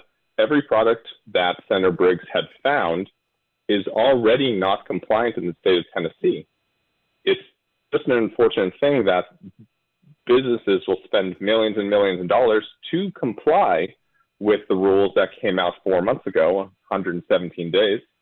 And yet the rug is swept underneath from us so very quickly. It's an absolute shame. Josh, you seem fairly knowledgeable about the industry. Are you a part of it? Yes, I'm a chief compliance officer for a multi-state operator that sells hemp and hemp products. So what I would love to do, and I think a mutual friend, if I'm not mistaken, has sent me your contact information. I would love to get you on and have a little bit more of a robust conversation about your position on this and what regulatory controls are already in place for hemp growers and what you believe the negative impact this legislation might have on the hemp industry. I'll reach out to you and we'll make that happen because I'd like to have a little more full-throated discussion on this when we have a bit more time. Of course, and I'd appreciate any opportunity to speak on the subject. This is going to be impacting not just Tennesseans who partake in this industry, who partake in the product, but realistically, with a very poor fiscal note, this is taking tens of millions of dollars, hundreds of $1 million out of the Tennessee General Fund, which will fix millions of potholes and the like. Josh, we'll do it. Absolutely. I appreciate your call. I appreciate your perspective, and I'll get back to you, and we'll hook up very soon. I want to get to as many as I possibly can as the show wanes. Oh, I forgot to ask Josh. He said he was he was in Knoxville. I wanted to ask him if he's seen any binge drinking over there lately. I'm sure he hadn't. I'm sure he hasn't either. Let's talk with, out of Mount Juliet, it is Common. Hello, Common. What's up, man? You did good. Well, thanks, brother. I appreciate that. What's on your mind? My voice is a little jacked up from screaming at my phone trying to help you out, but those gummies were killing me. I'm gonna, you know what? After my day today, I think I might head over to a store and find some of them gummy bears. You just head to Mount Juliet. I got all you need. All right, so you're a proprietor, Common? I mean, I've got medical. I have a prescription from my doctor for them. So they can regulate them all they want. Oh, but I see what you're saying. The key word here is regulation. If they regulate it just for safety, I'm all for that. But what they're doing is trying to regulate it so they can put money in their pockets, and you know that. Right. So it's government. The scariest word you'll ever hear in the English language. We're from the government. We're here to help. They do nothing. Well, so, go ahead. It's bad. It's a bad, from top down. It's bad. There's people out there like me that have to. I can't function without these things. Well, and they're inexpensive, and you can get them anywhere. And I've got a good supplier that I trust. And it's all above board and legal, and they pay a lot of taxes. I've seen their tax bills. So the problem with it is you've got big pharma. I even hate to use that word, but I was on a ridiculous amount of muscle relaxers and anti-anxiety medication with horrible side effects that was going to eventually kill me. After I survived a massive stroke that should have killed me to begin with. So these things have actually saved my life. So if that dude's still listening, Mr. Briggs, call me. I'll indoctrinate you with some common sense, and we can fix this. Common, thank you for the call. Thank you for the info, and I appreciate you listening to the show. Larry writes in and says, Matt, you are incapable of having a conversation with another adult. Just wow. That's why the representatives in Tennessee and in Washington won't talk to you, because you cannot control your little L. He actually said lil L, which seems more like a lil L liberal than anything else. Childish, just childish. You're not capable of having a conversation with anyone without getting your panties in a wad. Quit being such a butt spit. I never heard that one before. I don't think I have either. I'm a butt spit. In all caps. You do so well, you have a great show, then you show your ass. Just another example of your inability not to be a butt tweed. SMH. A butt spit and a butt tweed. Man, it's pretty bad. It's new ones. I'll have to file those away. I'm a butt tweed. I don't even know what that is. I don't either. Tony is next. Maybe Tony knows. Tony, you know what a butt tweed is? I think it's kind of. I think you reach inside the butt tweed and you get yourself a gummy bear. I don't know, but honestly, a gummy bear. How out of touch are you? That you're in a leadership position and that's what you know about it. The senator pulled. I haven't had the 8. You know, I've been doing. I don't mean to interrupt you, Tony, but I've been doing this a long time. Right? I'm 51 years old. I haven't had the age card pulled on me in a long time, which kind of annoyed me. Like you I don't know if you were around in the 60s, but so and what is corn? Is corn and not natural? Is that not something we bred to be bigger and better? I mean, how disingenuous to say that it's stronger now because people. I mean.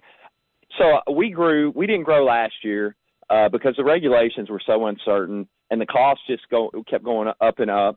And we were going to renew our license this year, but it's just crazy, the uncertainty. And you know, they've made it difficult. That now the Department of Agriculture was always really good with us. We're a small farm, and they really always acted I always felt like they wanted us to succeed, and we got all the advice we needed. And we're not opposed. I'm not opposed to paying money and putting money in their pockets. You know, if I can make money, the government can make money. I mean, we were employing people on a small scale. We made our own products. You're a grower, and you didn't grow this year? No, last year we didn't grow, but I was wanting to grow this year, but it just never. You know, it's like, what are you going to do? The cost went up substantially over the last year that we grew. And where's it going from here? It's a lot of money to get into it. It's a lot of money to get the growth, to get I was the grower, and my wife makes the product. And to have the testing done, we tested. It's hundreds of dollars to test every time, and you're testing just dozens and dozens of times. And people that want, you know, and we didn't use any. It was no pesticides, right? With nothing, right? We came to the market with clean product, and I did my own genetic work. We would take stuff that would pass the tests and breed it with other things that passed the test, and you know, it was a lot of work. It was a lot of fun, but they've driven it into the ground. And an interesting story: the state park Henry Horton had this. Used to have this farmer's market, right? And so I think it's 3 or 4 years ago, we got into it, and there's this little back and forth. Like the farmer's market, the state park was like, no, you can't come sell hemp products here. And Department of Agriculture, our folks there were like, yeah, you can sell products there. It's legal. And so the next thing I know, my wife's on the phone with the director of the Department of Agriculture, and then we're having to hook him up with the director of state parks. And it became, I don't know if they ever put it in a quote writing, but it came de facto policy that the state parks let, and that was the first time it had happened that I'm aware of. The state parks at Henry Horton actually let us sell our hemp product, our CBD product there. It was pretty cool. We viewed it as a positive move forward. Yeah. And so I don't know. We'll see what happens this year. We'll see. Well, keep me up to date, Tony. I want to hear how everything goes. I want to run to one more before we have to say goodnight. Joe is on the road. Joe, what's on your mind? Well, my biggest thing there, butt tweet, is I don't and Goomy hit. I mean, I don't know. I mean, it's just the federal regulations that it's classified with LSD, opiates, and cocaine just blows me away. It grows natural out of the ground, and if you just pluck it right off, you pluck the bud right off the bush and dry it out and smoke it, you're not going to get an addictive. I mean, can you become a little emotionally like, man, I really like to get high today. That's one thing, but to go out and be robbing and raping and killing to get a joint, it's just unheard of. And the difference in even how you drive when you smoke weed versus how you drive when you drink is completely. I mean, it just blows me away that it's still regulated up there as a Schedule I drug with LSD, PCP, and all the opiates, cocaine. They have to go through the process. Way back, you know what I'm saying? Yeah, I do. I'm losing your cell phone there. I think we get a little butt tweet interference. It's 52 after the hour. That sadly will wrap up the conversation. I've enjoyed it. We'll continue it, though. I don't think we're done with this conversation by a long shot. I appreciate all of you participating in it. It's 52 after the hour on Super Talk.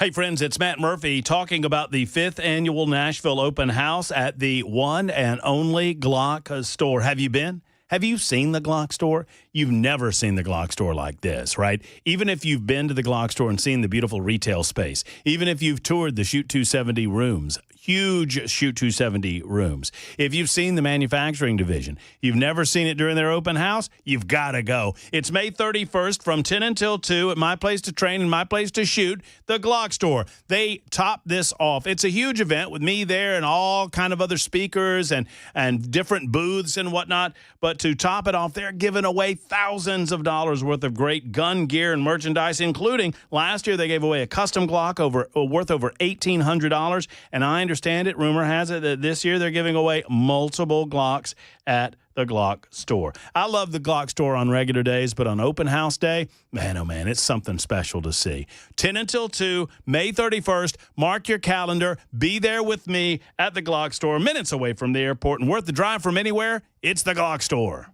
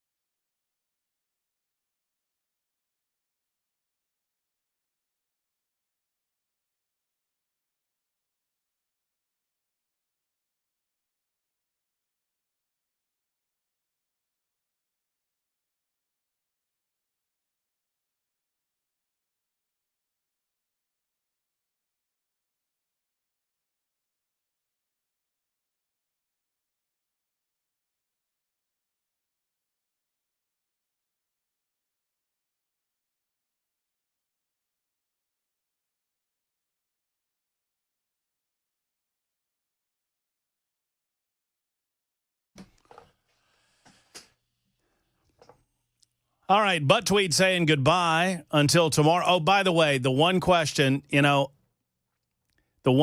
I regret not asking the good senator. I asked him I should have asked him if he's ever seen Reefer Madness. Oh, I bet he's seen it. I bet he's seen Reefer Madness. I'm sorry. If he was around back in, how old is he? I guess he's been around a while. He's been around. Yeah. If he remembers Woodstock, I guess. I've never had the age card pulled on. I haven't in a long time had the age card pulled on me. Well, listen, friends, whether you agree or disagree with me, it was a fun and robust conversation with Senator Richard Briggs. I appreciate him. I appreciate Cameron Sexton, the Speaker of the House, and Representative Chris Todd. Good guest today. Good show today. We'll be back tomorrow. Coming up, Mark Levin and the Mark Levin Show, the great one, who probably also would call me a butt tweed if we ever have a conversation again. Butt tweed.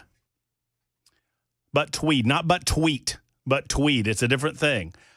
Chris and I are going to have some gummy bears. We'll see you tomorrow at 3 o'clock. Until then, so long. Hug your loved ones, everybody.